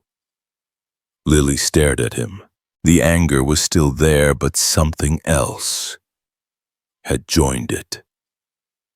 Something that looked almost like hope. Can I think about it? Take all the time you need. Lily nodded and walked to her room. At the door, she paused. Daddy? Yeah, sweetheart. I love you. His throat tightened. I love you too, baby girl. She disappeared down the hall. Marcus sat there holding Emma, feeling like he'd just survived a battle he wasn't sure he'd won. 3 days later, Lily came to him with her decision. I'll meet her, once, but you have to be there the whole time. And if I want to leave, we leave. No questions. Deal. And Emma comes too. I don't want her to be alone with that woman. Okay. Lily looked at him with eyes that were far too old for her face. I'm only doing this because you asked, not for her. I know. And if she makes Emma cry, I'll never forgive her. Neither will I. Marcus set up the meeting for Saturday afternoon at a coffee shop downtown. Neutral territory. Public enough that Rachel couldn't cause a scene, private enough for an actual conversation. He didn't tell Rachel about the cancer rule. Didn't tell the girls about the diagnosis. That was Rachel's story to tell if she chose to tell it. But he made sure to arrive 15 minutes early, securing a table in the corner where he could watch every entrance, every exit, where he could grab his daughters and leave at a moment's notice. Rachel arrived exactly on time. She looked better than she had at the hotel. She'd put on makeup, done her hair, dressed in a soft blue sweater that made her look gentle and approachable. She'd clearly rehearsed this moment. Marcus stood as she approached. Rachel. Marcus. Her eyes moved past him to the girls. Oh my God, they've gotten so big. Lily stiffened. Emma pressed closer to Marcus's leg. Girls, this is Rachel. She's your mother. The word felt wrong in his mouth, foreign, like a language he'd forgotten how to speak. Rachel crouched down, putting herself at their level. Hi, Lily. Hi, Emma. I know you don't remember me. I know this is strange, but I'm so happy to see you. Lily didn't respond. Her face was a mask. Emma, however, tilted her head with the fearless curiosity of a 5-year-old. Are you really my mommy? Rachel's eyes filled with tears. Yes, sweetheart, I'm really your mommy. Then why did you leave? The question was innocent, devastating. Rachel flinched like she'd been slapped. I made a mistake, Emma. A terrible mistake. I wasn't ready to be a mommy yet. I wasn't strong enough. But I'm here now, and I want to try again. Emma considered this with the seriousness only a child could muster. Daddy is strong. He never leaves. Rachel looked at Marcus. Something passed between them. Acknowledgement, maybe, or shame. Your daddy is the strongest person I know, Rachel said quietly. You're very lucky to have him. They sat down, ordered drinks, made awkward small talk that felt like walking through a minefield. Rachel asked about school, about friends, about hobbies. She listened with desperate intensity to every word as if she were trying to memorize the children she'd lost. Lily answered in monosyllables. Yes, no, fine, good. Emma was more forthcoming, chattering about her new friend Sophie, about the songs she'd learned, about the wooden horse that Marcus had made her. Rachel absorbed it all, tears perpetually hovering at the edges of her eyes, never quite falling. After an hour, Marcus checked his watch. We should probably get going. Rachel's face fell. Already? The girls have homework. Of course, of course. She stood, then hesitated. Can I hug them just once? Marcus looked at his daughters. Lily shook her head almost imperceptibly. Emma looked uncertain. Maybe next time, Marcus said gently. Rachel nodded, accepting the boundary. Thank you for this. Thank you for giving me a chance. I know I don't deserve it. No, Lily said suddenly. You don't! Everyone froze. Lily stood, her small hands balled into fists, her face flushed with emotion she'd been holding back for an hour. You left us. You just walked out the door and you never came back. Do you know how many nights I cried? Do you know how many times I prayed you would come home? I used to think it was my fault. I used to think I did something wrong. I used to think I wasn't good enough for you to love. Rachel was crying now, actually crying, tears streaming down her face. Lily, no, that's not. I was 6 years old. Lily's voice broke. I was just a little kid and you left me. Marcus reached for his daughter, but she stepped back. I don't want to hug you. I don't want to forgive you. I just want to know one thing. She stared at Rachel with eyes full of pain. Why wasn't I enough? Rachel couldn't speak. She tried, but the words wouldn't come. She could only shake her head, sobbing.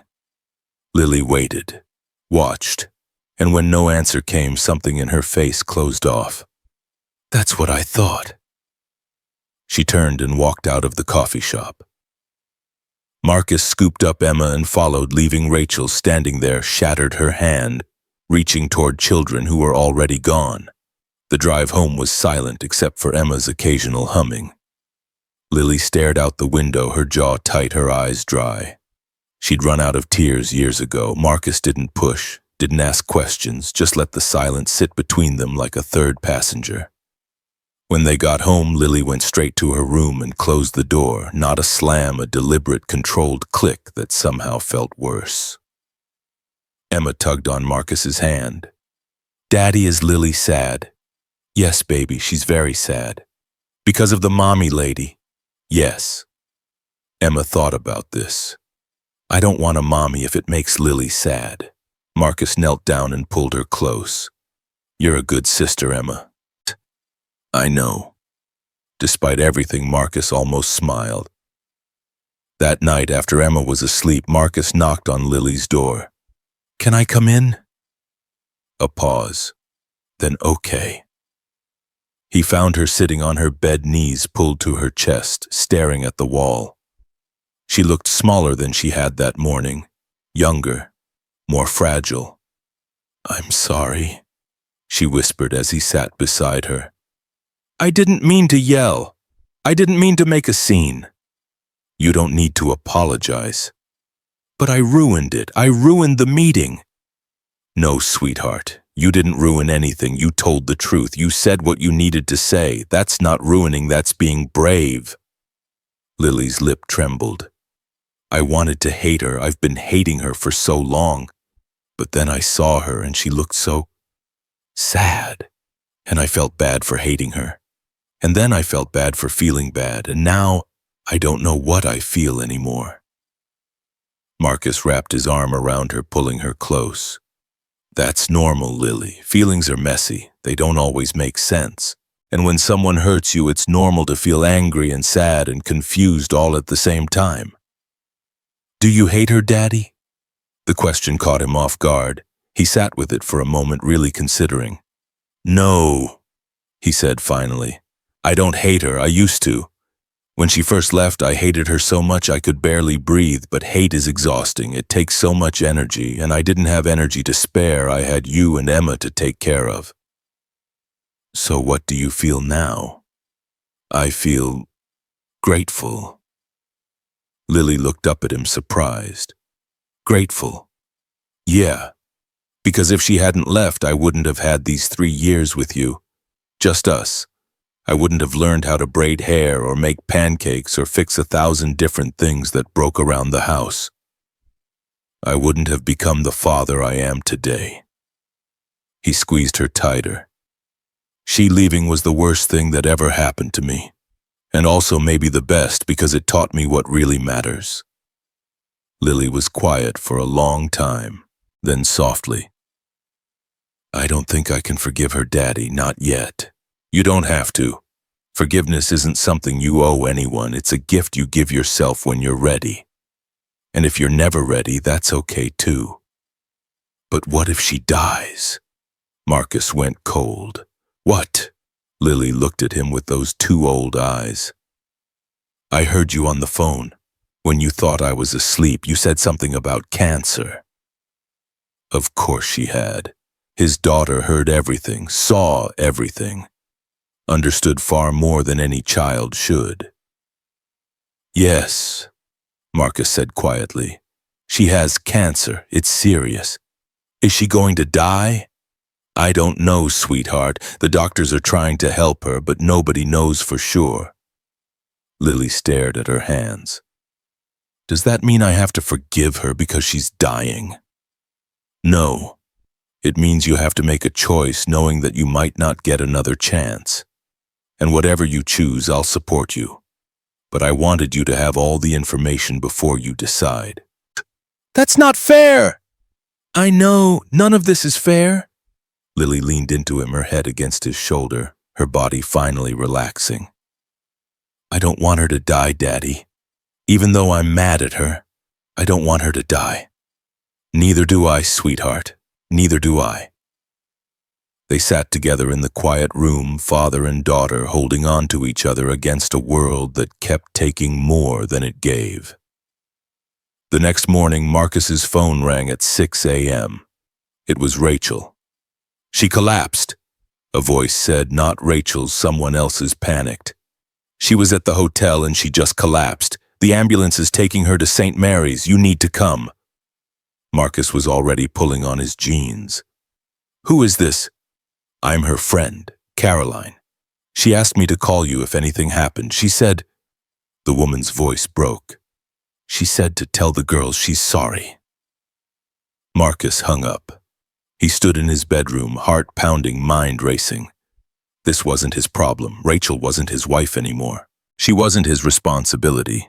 She'd given up that right when she walked out the door. But his daughters who had just started to process feelings they'd buried for 3 years. His daughters who might lose their mother, really lose her before they ever got to know her. He made a decision. "Lily, Emma, wake up. We need to go." The hospital was cold and sterile, filled with sounds and smells that Marcus had learned to associate with loss. His mother had died in a hospital like this. His grandmother, too. He found Rachel's room on the 4th floor. She was unconscious, hooked up to machines that beeped and hummed, her face pale against the white sheets. A doctor was waiting outside. "Are you family?" "Ex-husband, father of her children." The doctor nodded grimly. "Her body isn't responding well to the treatment. The cancer is more aggressive than we thought. We're doing everything we can, but you should prepare for the worst." Marcus felt the floor tilt beneath him. Lily and Emma stood behind him, their small hands clasped together. They'd insisted on coming. Lily had insisted. She'd said she needed to see. Now, looking at her mother's frail body, Lily's brave mask finally crumbled. "Daddy?" Her voice was tiny, broken. "Daddy, I didn't get to say goodbye. I didn't get to tell her I'm sorry." "Sorry for what, sweetheart? For yelling? For being mean? I was so angry and I said terrible things, and now she's going to die and she'll think I hated her." "She won't think that. She knows you are hurting. She knows. But what if she doesn't? What if she dies thinking I didn't love her?" Marcus knelt down, taking both his daughter's hands. "Listen to me, both of you. Love isn't something you say once. It's something you show every day. Rachel knows you love her even if you're angry, even if you're hurt. Mothers know these things." "Can we see her?" Emma asked softly. "Can we say goodbye?" Marcus looked at the doctor, who nodded reluctantly.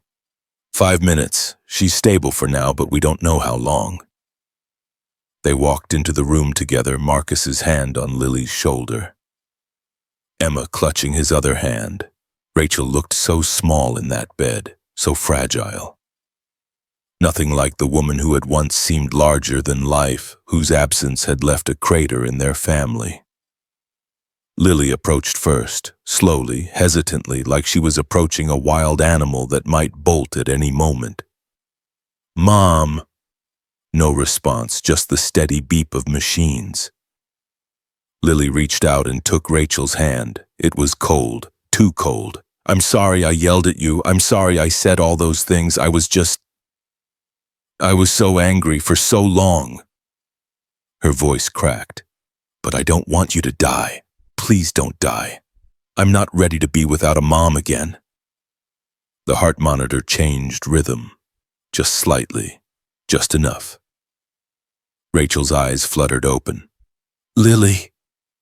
Her voice was barely a whisper. Is that you? I'm here, Mom. I'm right here." Rachel's lips curved into the faintest smile. "You're so beautiful. You look just like I dreamed you would." Lily was crying now, real tears streaming down her cheeks. "I'm sorry, Mom. I'm so sorry." "No, sweetheart. I'm the one who's sorry. I'm the one who left. I'm the one who failed you."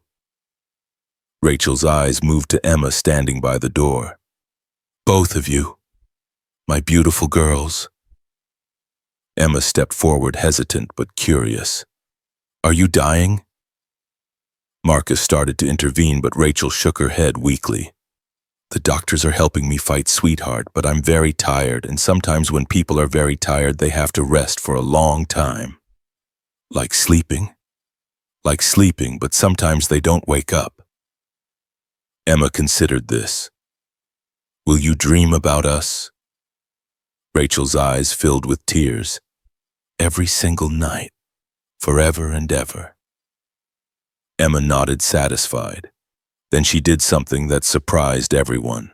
She climbed onto the bed, careful of the wires and tubes, and curled up against Rachel's side. "I'll stay with you," she said simply, "so you won't be scared." Rachel's arm trembled as she wrapped it around her youngest daughter. She looked at Marcus, her eyes saying everything words couldn't express. "Thank you. I'm sorry. Take care of them." He nodded once. He understood. They stayed for an hour, then two. The nurses came and went, checking vitals, adjusting medications, speaking in hushed voices. Finally, Rachel's eyes closed again. Her breathing steadied. She wasn't dying, not yet, but she was fading, slipping back into that space between consciousness and oblivion. "We should go," Marcus said gently. "Let her rest." Lily nodded, wiping her face. Emma was already half asleep, tucked against Rachel's side. Marcus lifted his youngest daughter, carefully cradling her against his chest. She murmured something unintelligible and nestled closer. At the door, Lily stopped. "Daddy." "Yeah, sweetheart. I'm glad we came." "Me too." "And Daddy, I think maybe I can forgive her. Not today, maybe not for a long time, but someday, maybe." Marcus felt something loosen in his chest, something that had been wound tight for 3 years. "That's all anyone can ask for, sweetheart." They walked out of the hospital together into a morning that felt different than any before it. The anger was still there, the hurt, the years of abandonment that couldn't be erased by one bedside confession, but something else was there too. Something fragile and new, the beginning of healing. 2 weeks passed. Rachel didn't die. The doctors called it a miracle, her body responding to a new treatment. The cancer retreating just enough to buy her more time. How much time, no one could say, but it was more than they'd expected. Marcus visited her once alone while the girls were at school. She looked better. Still fragile, still tired, but her eyes were clearer, more present. "You didn't have to come," she said. "I know." "Then why did you?" Marcus sat in the chair beside her bed. "Because the girls have been asking about you. They want to know if you're okay." Rachel's eyes glistened. They've been asking about me. Emma made you a card. Lily helped." He pulled it from his jacket pocket, a folded piece of construction paper covered in glitter and crayon drawings. "They wanted me to give it to you." Rachel took it with trembling hands. She opened it slowly, carefully, like it was the most precious thing in the world. Inside, in Emma's wobbly handwriting, "Get well soon, Mommy. Love, Emma." And below it, in Lily's neater script, "We hope you feel better. L." Rachel pressed the card to her chest and sobbed. Marcus didn't know what to say, so he said nothing. Just sat there letting her cry, letting the silence hold what words couldn't express. After a long time, Rachel looked up at him. "I don't deserve this, Marcus. After everything I did, I don't deserve their love." "Maybe not. But they're giving it to you anyway. That's what kids do. They love even when it hurts. Even when it doesn't make sense. Like you did." "What? You loved me even when I didn't deserve it, even when I was selfish and scared and running away from everything. You loved me anyway." Marcus felt something twist in his chest. Old pain, old memories. "That was a long time ago. I know, but I never thanked you for it. For loving me when I couldn't love myself. For giving me those girls when I wasn't ready for them. For being the father they needed when I couldn't be the mother." "Rachel, let me finish, please." She took a shaky breath. "I'm not asking for forgiveness. I don't expect it. But I want you to know that leaving you was the biggest regret of my life. Not because of what I lost, but because of what I took from them. From Lily and Emma. They deserved a mother, and I couldn't be one. You're being one now. You're trying. That's more than you were doing before." Rachel laughed bitterly. "The bar is so low."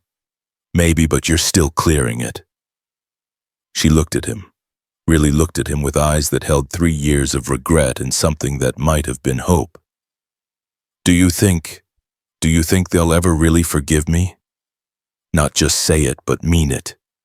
"I don't know," Marcus answered honestly, "but I think they're willing to try. And maybe that's enough for now." Rachel nodded slowly. "Maybe that's all any of us can hope for." Marcus stood. "I should go. The girls will be home soon." Marcus, he paused at the door. Thank you. For everything you've done. For them. For me. I know I have no right to ask for anything else, but thank you.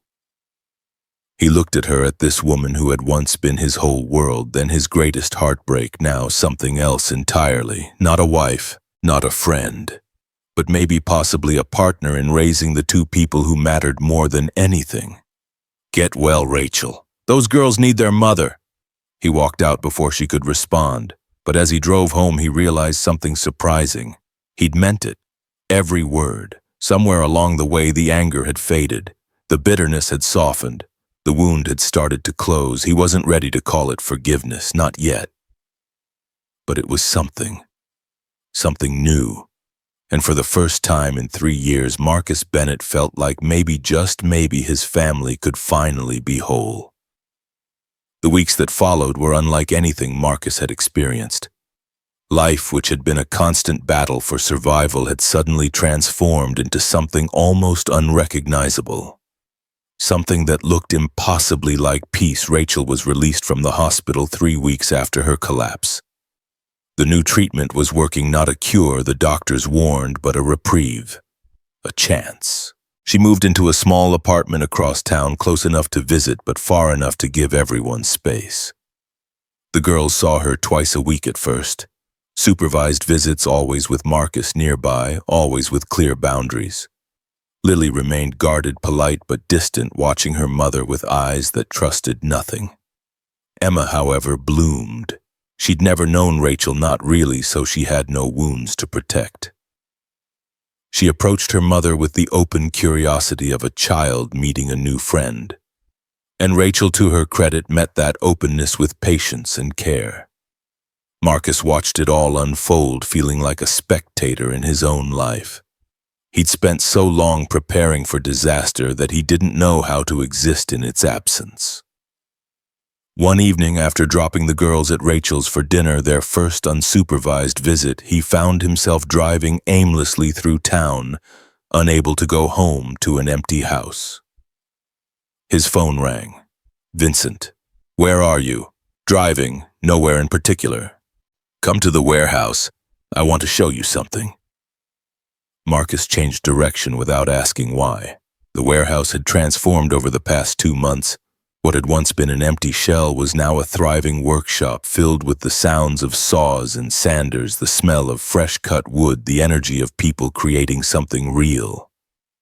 Marcus had hired 12 workers now, most of them from the old factory people he'd known for years. Dan Miller ran the finishing department. Maria Santos led the custom carving team. Tommy Reeves, despite his temper, had become the most skilled furniture assembler on the floor. Vincent was waiting at the entrance, dressed in jeans and a flannel shirt, a far cry from the designer suits he'd worn when they first met. You look like you belong here, Marcus said, approaching. Maybe I do. Vincent gestured toward the door. Come inside, I have news. They walked through the workshop, past workbenches covered in half-finished projects, past workers who nodded respectfully as they passed.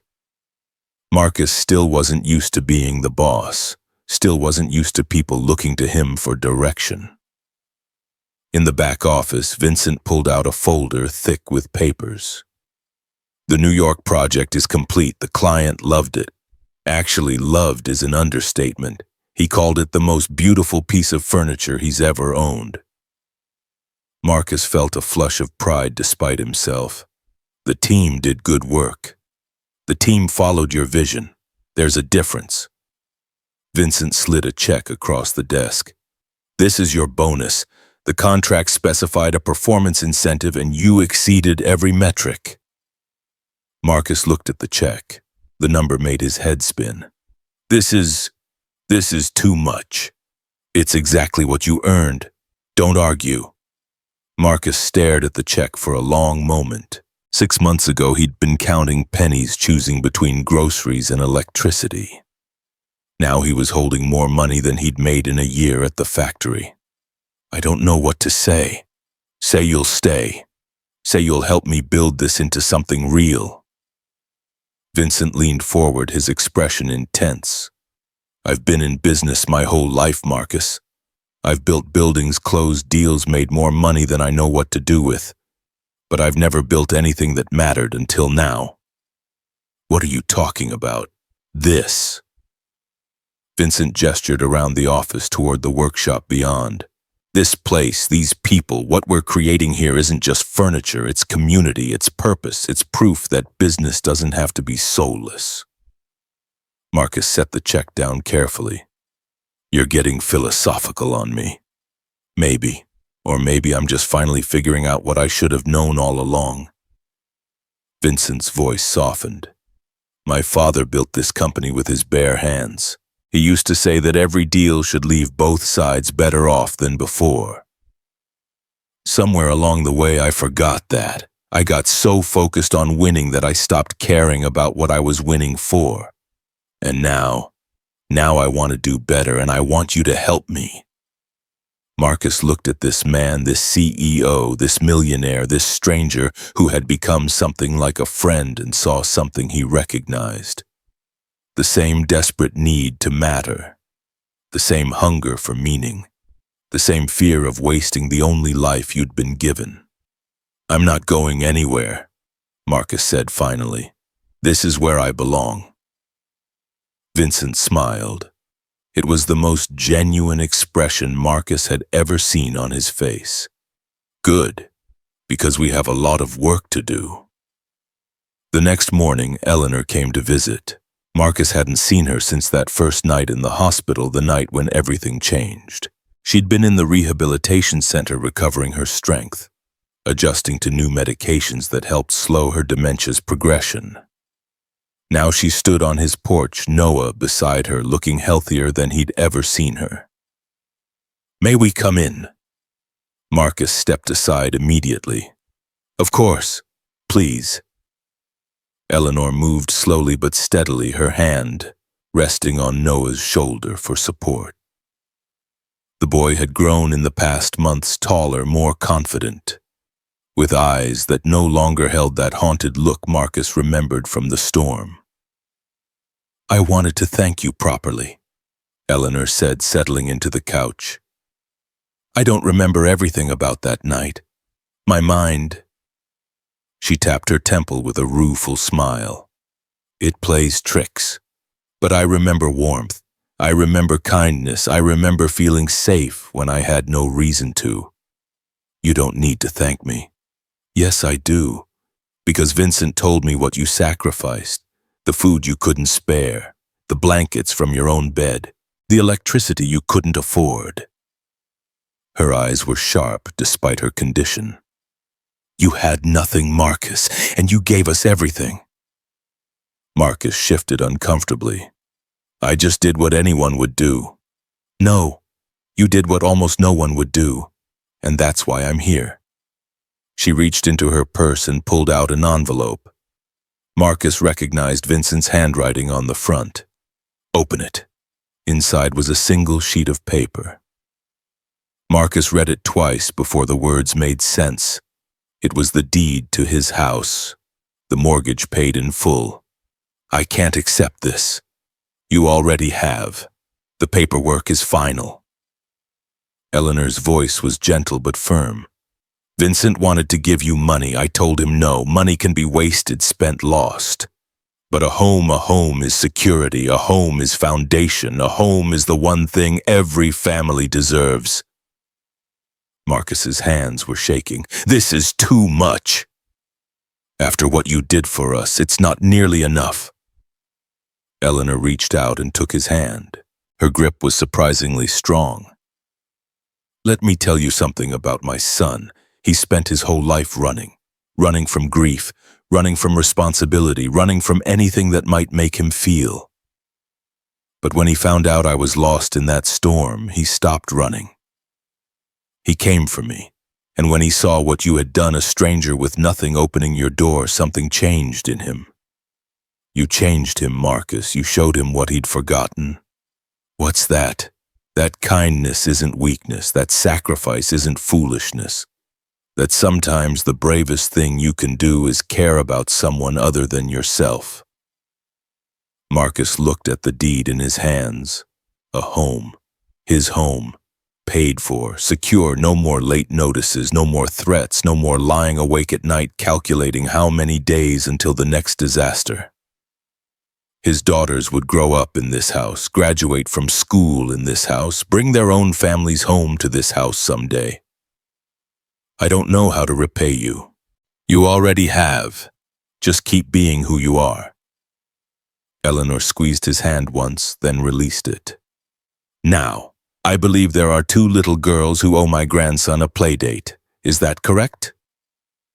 As if on cue, Lily and Emma came thundering down the stairs. They stopped short when they saw Noah, then broke into huge grins. Noah!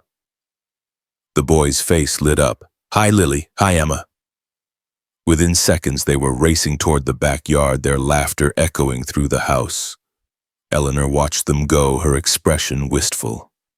They heal faster than we do, children. They bend where we break. Sometimes I think they're the ones teaching us. They are, every day. We just have to be wise enough to listen. That evening, Rachel called. The girls are asking if I can come to their school play next week. Lily has a solo. Marcus hesitated. The school play was his territory, his thing, the one place where he was definitely, undeniably the parent, but this wasn't about him. I'll save you a seat. Silence on the other end. Then quietly, thank you, Marcus. I know this isn't easy for you. No, it isn't. I'm trying. I know it doesn't make up for everything, but I'm trying. I know you are. And Marcus. Yeah, the girls, they're incredible. You did that. You made them who they are. I just want you to know that I see it. I see everything you've done, and I'm grateful. He didn't know what to say, so he said nothing. Good night, Marcus. Good night, Rachel. He hung up and sat in the quiet kitchen thinking about the strange journey that had brought him here. A year ago, he'd been alone, struggling, barely surviving. Now he had a thriving business, a paid-off home, a community of people who cared about him, and an ex-wife who was slowly, imperfectly trying to become a mother again. It wasn't the life he'd planned, but maybe it was the life he needed. The school play was packed, every seat filled with parents clutching phones ready to record their child's moment of glory. Marcus arrived early, securing seats in the front row. He saved one for Rachel as promised, though part of him hoped she wouldn't come. She did. 5 minutes before curtain, she slipped into the seat beside him, dressed simply, her hair pulled back, her face pale but determined. I wasn't sure I'd make it. The treatment this morning was rough. You're here. That's what matters. They sat in awkward silence as the lights dimmed and the curtain rose. The play was a holiday musical filled with off-key singing and adorable chaos. Marcus watched it all with the patience of a veteran parent, his heart swelling every time one of his daughters crossed the stage. Emma was a dancing snowflake in the first act, spinning in circles with more enthusiasm than coordination. Marcus snapped a dozen photos, grinning like an idiot. Then came Lily's solo. She walked to center stage looking terrified. Marcus's heart clenched. His daughter hated being the center of attention, had begged him to let her skip this part, but he'd encouraged her to try to face her fear, to show herself what she was capable of. Now watching her freeze under the spotlight, he wondered if he'd made a mistake. The music started. Lily didn't move. Seconds stretched into eternity. The audience began to shift uncomfortably. Then Rachel did something unexpected. She stood up. In the middle of the crowded auditorium in front of hundreds of strangers, Rachel stood up and started singing. The same song, Lily's song. Her voice was thin and shaky, ravaged by months of treatment, but she sang anyway. Lily's eyes found her mother in the crowd. Something passed between them. Recognition, surprise, and then impossibly connection. Lily joined in. Her voice was tentative at first, barely audible, but as Rachel kept singing, kept supporting her, Lily grew stronger. Her shoulders straightened, her chin lifted, and by the chorus she was singing full voice, her clear soprano filling the auditorium. The audience was transfixed. Most had no idea what they were witnessing, just a mother helping her daughter through stage fright. But Marcus knew. He saw everything. The healing, the bridge being built across 3 years of distance. When the song ended, the applause was thunderous. Lily took a shaky bow, her eyes still locked on her mother's face. Rachel sat down, tears streaming freely. "I'm sorry," she whispered to Marcus. "I didn't mean to make a scene. I couldn't let her fail. Not when I could help." "You didn't make a scene, you made a moment." Rachel looked at him, vulnerable, hopeful. "Did I do okay?" Marcus thought about all the ways she'd failed, all the time she hadn't been there, all the damage her absence had caused. And then he thought about tonight, about a sick, scared woman standing up in front of strangers to help her daughter. "Yeah, Rachel, you did okay." After the play, Lily ran to them, still in her costume, her face glowing. "Did you see me, Daddy? Did you see?" "I saw, sweetheart. You were amazing."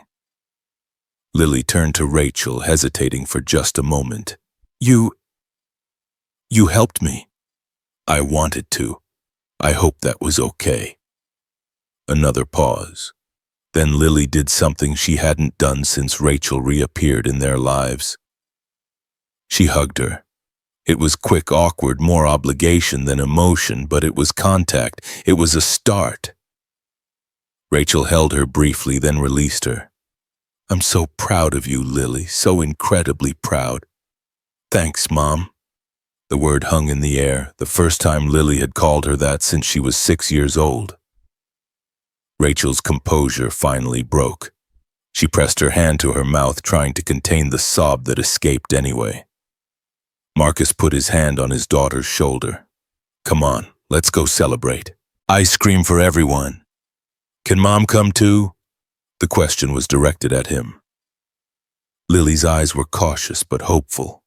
Marcus looked at Rachel, at this woman who had hurt them so deeply, who was trying so hard to make amends, who had just given his daughter the push she needed to face her fear. "Yeah, Mom can come too." They went to the ice cream shop on Main Street, the same one Marcus had taken the girls to 100 times. They sat in a booth, Marcus and Emma on one side, Rachel and Lily on the other, and for one strange, beautiful hour, they were almost a family.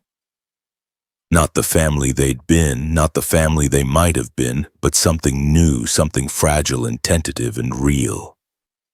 Emma chattered about the play, about her dancing, about how she'd almost tripped but caught herself. Lily showed Rachel photos on Marcus's phone, artwork from school, pictures of friends, the wooden jewelry box Marcus had made for her birthday. Rachel absorbed it all hungrily, memorizing every detail, storing up memories against the uncertain future. When they finally left, Emma was asleep in Marcus's arms, exhausted from the excitement. Lily walked between her parents, not quite holding either of their hands, but close enough that she could if she wanted to. At Rachel's car, they paused. "Thank you for tonight," Rachel said softly, "for letting me be part of this. The girls wanted you here, I know. But you could have said no. You had every right to."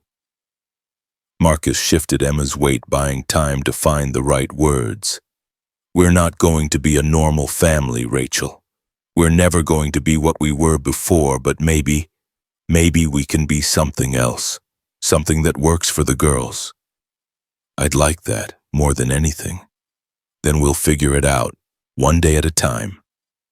Rachel nodded, wiping her eyes. She looked at Lily, who was watching them with that careful, guarded expression she'd perfected over the years. "Good night, Lily." "Good night, Mom." 2 syllables, 1 word, but it carried the weight of mountains. The drive home was quiet. Lily sat in the back with Emma, staring out the window at the passing streetlights. "Daddy." "Yeah, sweetheart. I'm still mad at her, for leaving, for missing everything." "I know. But But I think maybe I can stop being mad someday. Not yet, but someday.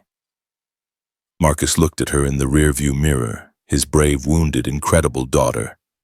That's called growing up, Lily. It means you're becoming the person you're meant to be. Is it supposed to hurt this much? Yeah, sweetheart, sometimes it is, but the hurt doesn't last forever. Nothing does, and on the other side of it, there's something better waiting. How do you know? Because I've been there and I found my way through, and so will you. Lily was quiet for a long moment. Then softly, I love you, Daddy. I love you too, baby girl, more than you'll ever know. 2 months later, spring arrived in Millbrook. The workshop was thriving. Orders poured in from across the country, custom furniture. Handcrafted fixtures, pieces that carried the soul of the people who made them. Marcus had hired 20 workers now, each one carefully chosen, each one given the chance to rebuild their life through meaningful work. The plaque by the front door had become a local landmark. People stopped to read it, took photos, shared the story on social media. What had started as one man's act of kindness had grown into something larger. A movement, almost a reminder that hope could flourish in the darkest places. Vincent came to visit every week, though he didn't need to. The business ran itself, now guided by Marcus's vision and the dedicated team he'd assembled. But Vincent came anyway, drawn by something he couldn't quite name.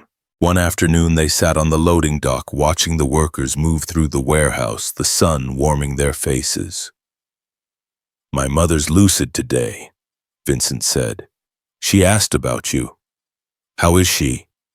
"Stable. Good days and bad days like always, but she wanted me to tell you something." "What?" "She said she remembers the storm now.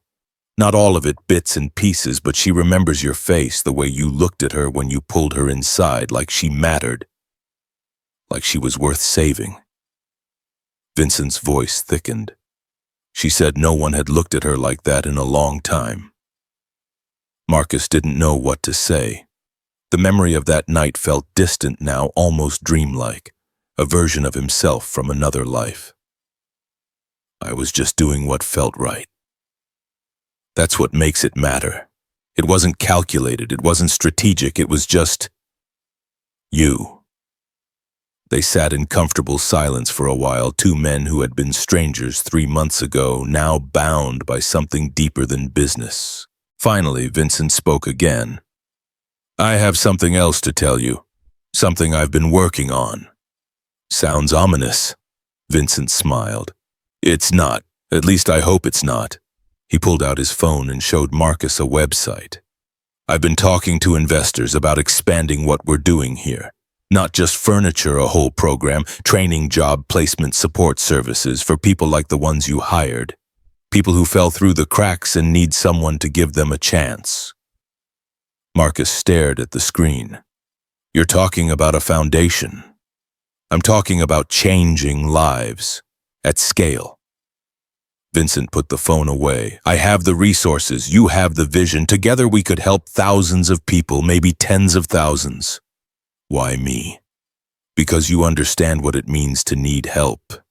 Because you know what it feels like to be ignored, dismissed, written off.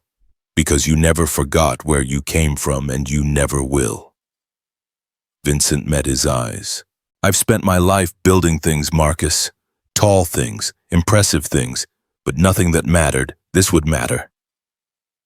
Marcus thought about his daughters, about Eleanor and Noah, about Rachel fighting her way back from the edge, about Dan and Maria and Tommy and all the others who had found purpose in this warehouse. "When do we start?" Vincent grinned. "We already have."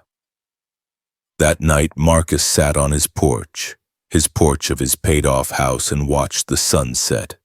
A year ago, he'd been on his knees in this exact spot, broken, desperate, praying for a miracle. The miracle had come. Not in the form he expected, not a winning lottery ticket or a long-lost inheritance. It had come as a storm, a knock on the door, two shivering strangers who needed help. It had come as an act of kindness that he almost didn't have the strength to give. and it had changed everything. His phone buzzed. A text from Lily. "Dad, come inside. Mom's on video call and Emma's trying to show her a dance she made up. It's hilarious." Marcus smiled and stood up. His family was waiting. Not the family he'd planned for, not the family he'd expected, but his family nonetheless. He walked inside, closed the door behind him, and joined the people he loved. And for the first time in as long as he could remember, Marcus Bennett felt whole. But wholeness, he would soon discover, came with its own challenges. Because just when he thought the storm had passed, just when he believed he'd finally found solid ground, something was about to shake the foundations of everything he'd built. And this time the threat wouldn't come from outside, it would come from within. The phone call came at midnight. Marcus was already asleep, exhausted from a long day at the workshop, when the vibration jolted him awake. "Rachel," he answered, groggy. "Hello, Marcus." Her voice was wrong, hollow, empty. "I need to tell you something." He was fully awake now, sitting up, his heart already racing. "What is it? Are you okay?" Silence. Then, "The doctors called today. The treatment stopped working." Marcus felt the blood drain from his face.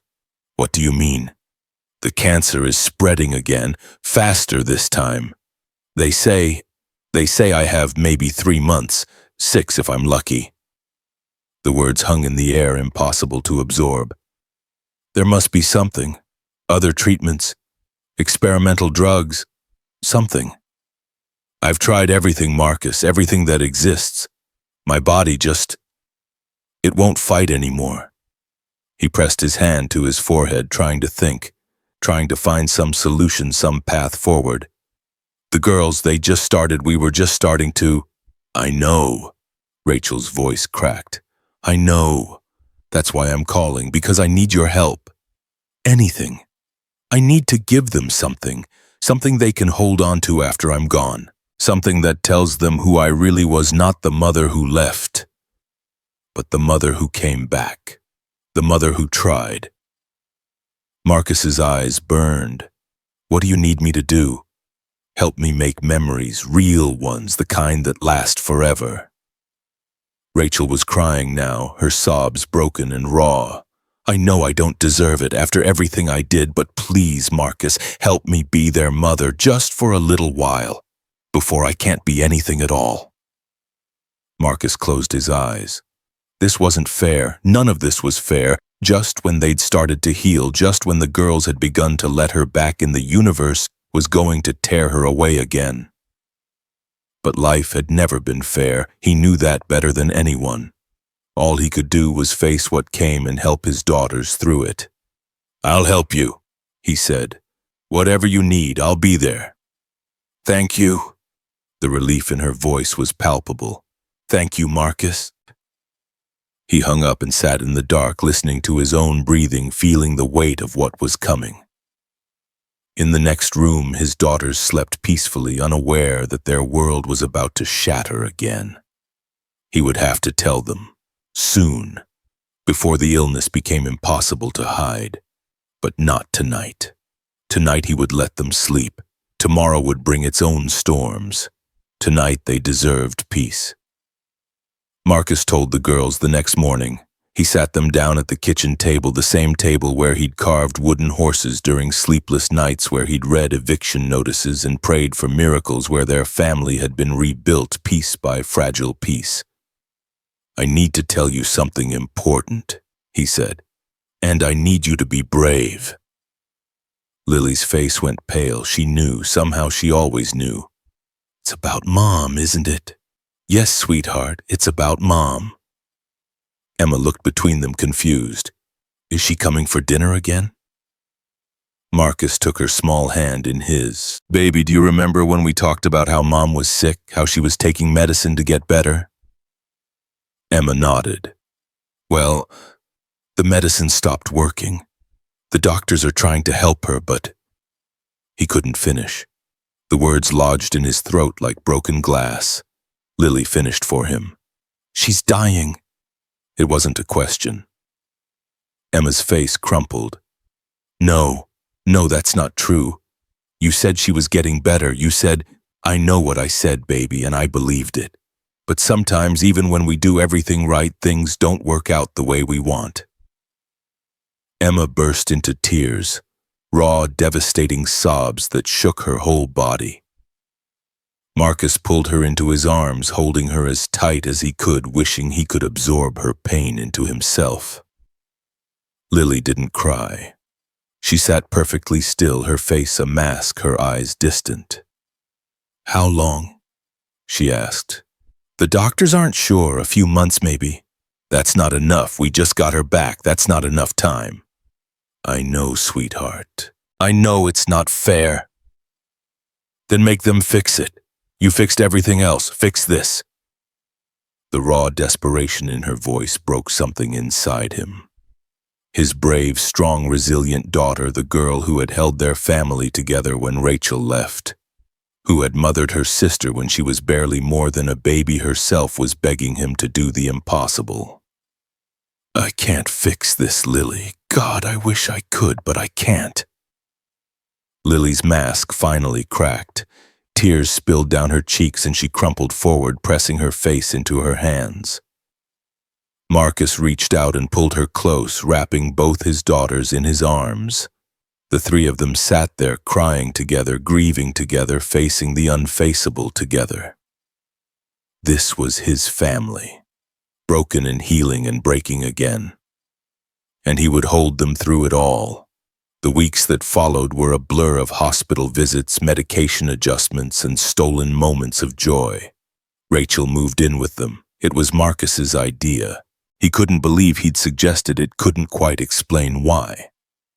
But when he saw Rachel struggling to climb the stairs to her apartment, saw the fear in her eyes every time she had to say goodbye to the girls, the words came out before he could stop them.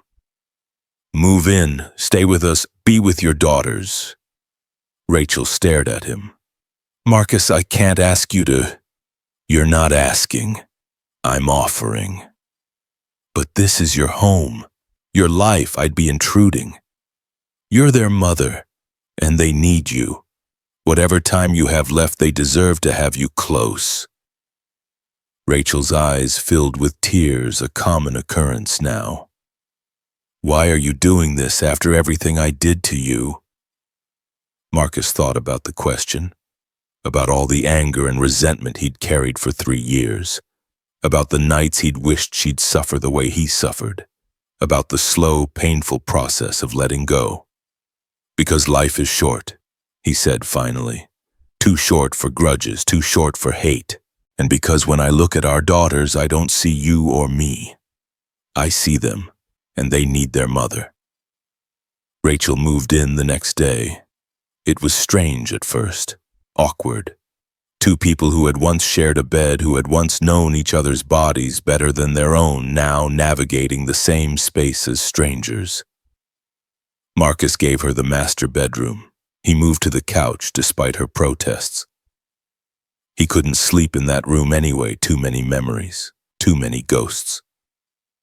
The girls adjusted faster than he expected. Emma started crawling into Rachel's bed at night, curling against her mother's fragile body, protective in her own small way. Lily remained cautious, watchful, but she was present. She sat with Rachel during treatments. She helped with medications. She read aloud when Rachel was too tired to hold a book. Something was building between them. Something that looked almost like forgiveness. One evening, Marcus came home from the workshop to find Rachel and the girls in the kitchen covered in flour and laughing. What's happening here? We're making cookies, Emma announced, her face streaked with chocolate. Mom's teaching us her secret recipe. Marcus looked at Rachel. She was thinner than ever, her skin paper pale, her movements slow and careful. But her eyes were alive, bright with a joy he hadn't seen since before she left. I didn't know you had a secret recipe. There's a lot you don't know about me, Marcus Bennett. She smiled, a real smile, the kind he remembered from their early days. Maybe it's time you learned. He grabbed an apron and joined them. For one perfect hour, they were a family. Laughing, arguing about cookie shapes, sneaking dough when they thought no one was looking. Marcus forgot about the illness, the inevitable goodbye, the approaching darkness. He just lived, fully and completely. When the cookies were done, they sat on the porch, warm treats in hand, watching the sunset. "I want to remember this," Rachel said softly. "Forever." Lily leaned against her shoulder. "Me too, Mom." Emma climbed into her lap, careful not to jostle any sore spots.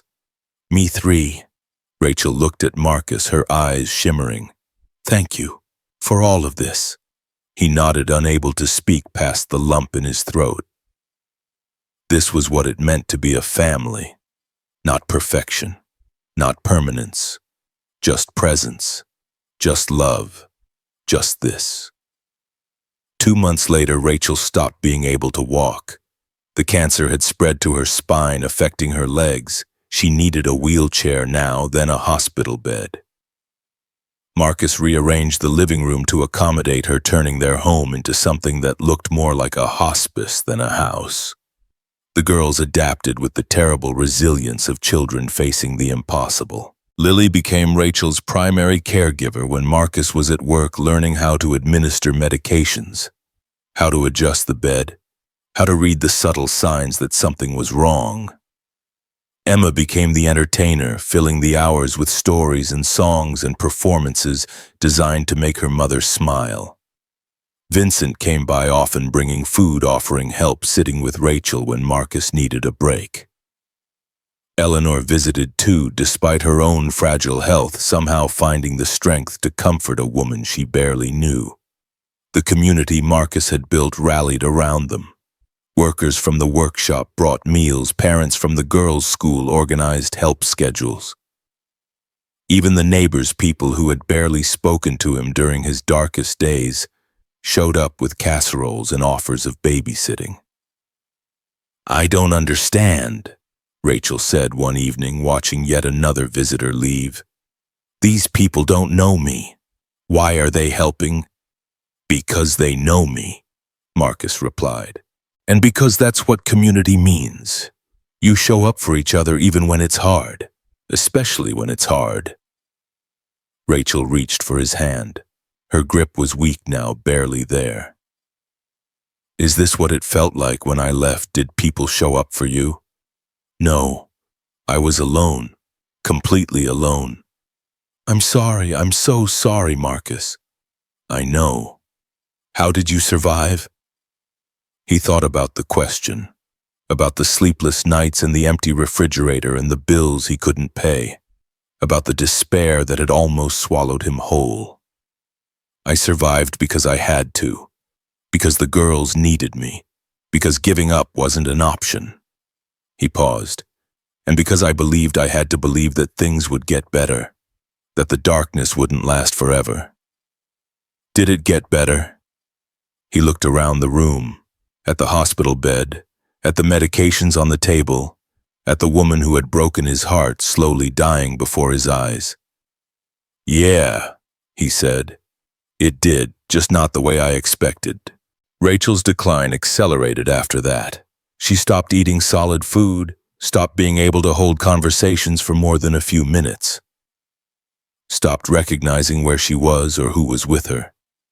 The doctor said it was a matter of days now, maybe hours.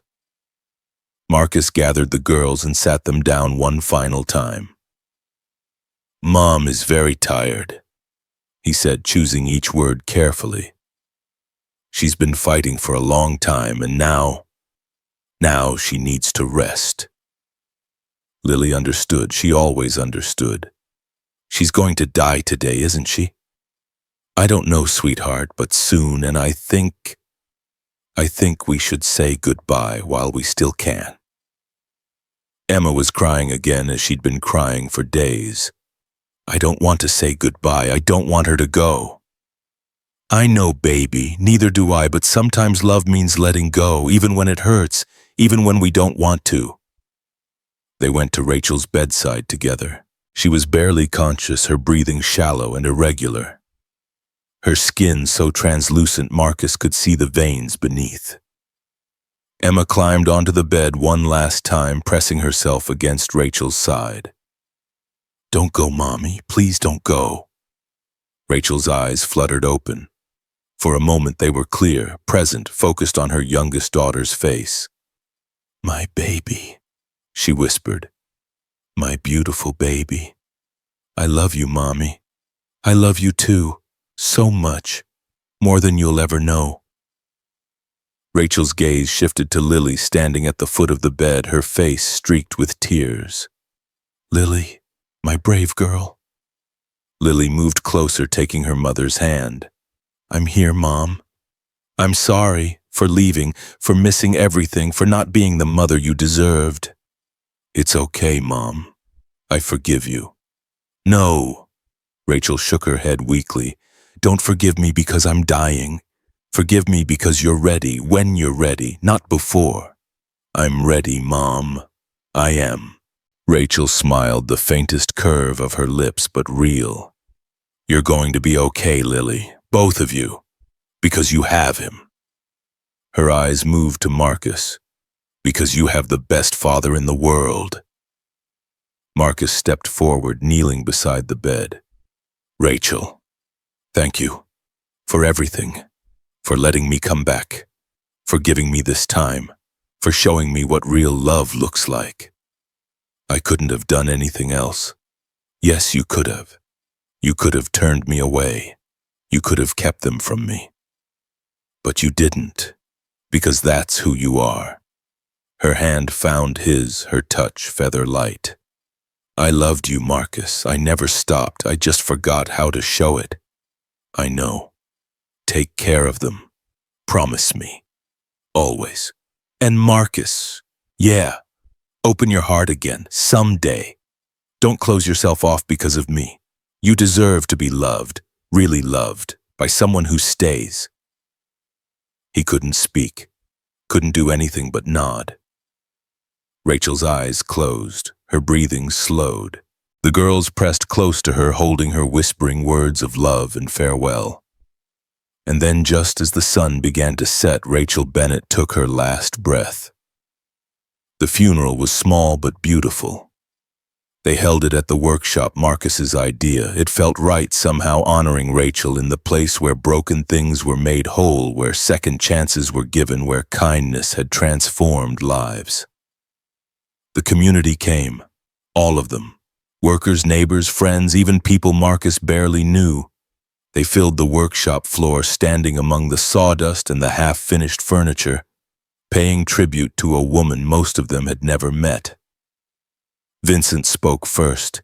He talked about family, about redemption, about the courage it took to come back after you'd run away. Eleanor spoke next, her voice wavering but determined. She talked about that stormy night, about the man who had opened his door, about the ripple effects of a single act of kindness. Then Marcus stood. He looked at the crowd, at his daughters in the front row, holding hands, at the colleagues who had become friends, at the strangers who had become family. "Rachel wasn't perfect," he began. "None of us are. She made mistakes. She hurt people. She ran when she should have stayed." He paused, gathering himself. "But she came back. When it would have been easier to disappear forever, she came back. When she had every excuse to give up, she fought. She fought for her daughters. She fought for redemption. She fought for the chance to be better." He looked at Lily and Emma. "She didn't get enough time. That's the tragedy. That's the unfairness of it all. But the time she had these last few months, she used them. Every single day, she was present. She was loving. She was finally the mother she always wanted to be." His voice broke. "So we're not here to mourn who she was. We're here to celebrate who she became. And we're here to remember that it's never too late. Never too late to change. Never too late to heal. Never too late to come home." He stepped down. The girls rushed to him and he held them, all three of them, crying, grieving, healing together. Afterward, Vincent approached him. "That was beautiful, Marcus. It was true. Same thing sometimes. Vincent handed him an envelope. This came for you, from Rachel's lawyer. Marcus frowned, opening it. Inside was a letter handwritten in Rachel's shaky script. She asked me to deliver it after, Vincent said. Whatever it is, she wanted you to have it. Marcus waited until he was alone to read it. He sat on the workshop floor, surrounded by the smell of sawdust and the echoes of the day's grief, and unfolded the letter. Dear Marcus, if you're reading this, I'm gone. I'm sorry I couldn't stay longer. I'm sorry for so many things, but I'm not sorry for coming back. These last months with you and the girls were the best of my life. Better than anything I deserved. Better than I ever dreamed possible.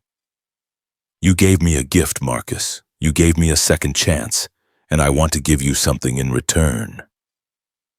Before I got sick, before everything fell apart, I inherited money from my grandmother.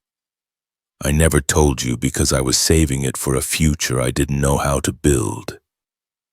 For years it just sat there untouched, forgotten. It's yours now, all of it, for the girls, for the workshop, for whatever dreams you haven't dared to dream yet. Use it to build something beautiful. Use it to help people the way you helped me. Use it to prove that kindness is never wasted. I love you. I will always love you. And I am so grateful, so incredibly grateful that you opened your door that night. Not the night of the storm, though that night changed everything. I mean the night I came back. The night I knocked on your door, dying and desperate and begging for forgiveness. You could have turned me away. You should have turned me away, but you didn't. You opened the door, and you saved me, Marcus. You saved me. All my love forever, Rachel. P.S. Tell the girls I'll be watching. Every recital, every graduation, every wedding, every baby. I'll be there, I promise. Marcus read the letter 3 times. Then he folded it carefully, pressed it to his heart, and let himself cry. 6 months later, spring came again to Millbrook. The workshop had expanded twice over. Marcus's team now numbered 50, spread across 2 buildings, taking orders from around the world. The foundation Vincent had proposed was fully operational, providing training and job placement to hundreds of people who had fallen through society's cracks. Rachel's money had funded a new wing, a community center where people could gather, learn, and support each other. They called it the Open Door. Marcus stood outside it now, watching families stream in for the weekly gathering. Parents with children, elderly couples, teenagers, single people looking for connection, all of them drawn by the simple promise that they would be welcome no matter who they were or what they'd done. Daddy? He turned. Lily ran toward him, her face flushed with excitement. At 10 years old now, she was becoming a young woman, confident, capable, carrying the strength she'd built through suffering. The reporter is here, the one from that big magazine. She wants to interview you. Marcus sighed. The attention still made him uncomfortable. He wasn't a hero. He was just a guy who'd done what he could with what he had. Tell her I'll be there in a minute. Lily sprinted off. Emma appeared next, 6 years old now, her gap-toothed grin identical to her mother's. Daddy, Noah wants to know if we can play after the thing. Marcus smiled. Noah had become a permanent fixture in their lives, visiting every weekend with Eleanor. The kids had formed a bond that transcended their unusual beginning, bound together by that stormy night when strangers become family. Sure, baby, after the thing. Emma bounced away. Marcus took one last look at the building before him, at the sign above the door, at the plaque beside the entrance that read, "In memory of Rachel Bennett, who taught us that it's never too late to come home." He thought about everything that had led to this moment. The job loss, the eviction notice, the storm, the knock at the door, the impossible chain of events that had transformed his life from survival to meaning. He thought about Eleanor and Noah shivering on his porch. He thought about Vincent offering a chance he didn't deserve. He thought about Rachel fighting her way back from the void. He thought about his daughters growing stronger every day. And he understood something he'd been struggling to articulate for over a year.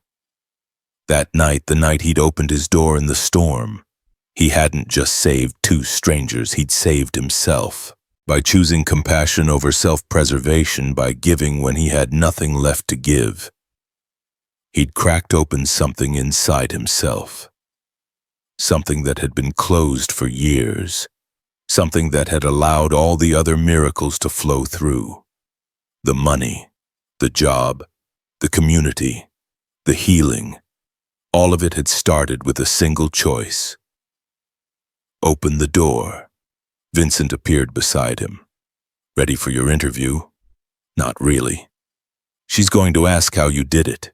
How you built all this from nothing. I didn't build it from nothing, I built it from one act of kindness. That's a good answer. It's the truth. They walked toward the entrance together. At the door, Marcus paused. He turned back, looking at the street, at the ordinary neighborhood, at the unremarkable corner of the world where his life had fallen apart and come back together. A young woman stood across the street, hesitating. She looked tired, scared, lost, the way Eleanor had looked that night, the way Rachel had looked when she came back, the way Marcus had looked once upon a time. He raised his hand in a wave. The woman hesitated. Then slowly she started walking toward him. Marcus smiled. Some doors once open never really close. Come on in, he said, stepping aside to let her pass. You're welcome here. The woman's eyes filled with tears, the tears of someone who had been wandering for too long, who had finally found a place to rest. Thank you, she whispered. Don't thank me yet. Come inside. Tell me your story. Let me help. She walked through the door, and somewhere Marcus knew Rachel was smiling. That evening, after the interviews and the gatherings and the endless conversations, Marcus sat on his porch with his daughters. Lily leaned against his left shoulder. Emma curled in his lap. The sky was painted with the colors of sunset orange, pink, gold, fading slowly into the deepening blue of night. Daddy? Emma's voice was sleepy content. Yeah, baby. Do you think Mom can see us from heaven? Marcus looked at the sky, at the first stars emerging, at the infinite vastness that held all the mysteries he would never understand. Yeah, sweetheart. I think she can. Good. Emma snuggled closer. I want her to know we're okay. She knows. Lily lifted her head. Dad, yeah, I've been thinking about something. Something Mom said to me right before she died. What's that? She said not to forgive her because she was dying. She said to forgive her when I was ready. Lily paused. I think I'm ready now. Marcus felt tears prick his eyes. I'm proud of you, sweetheart. It doesn't mean I'm not still angry sometimes or sad. It just means I don't want to carry it anymore, the weight. I want to put it down.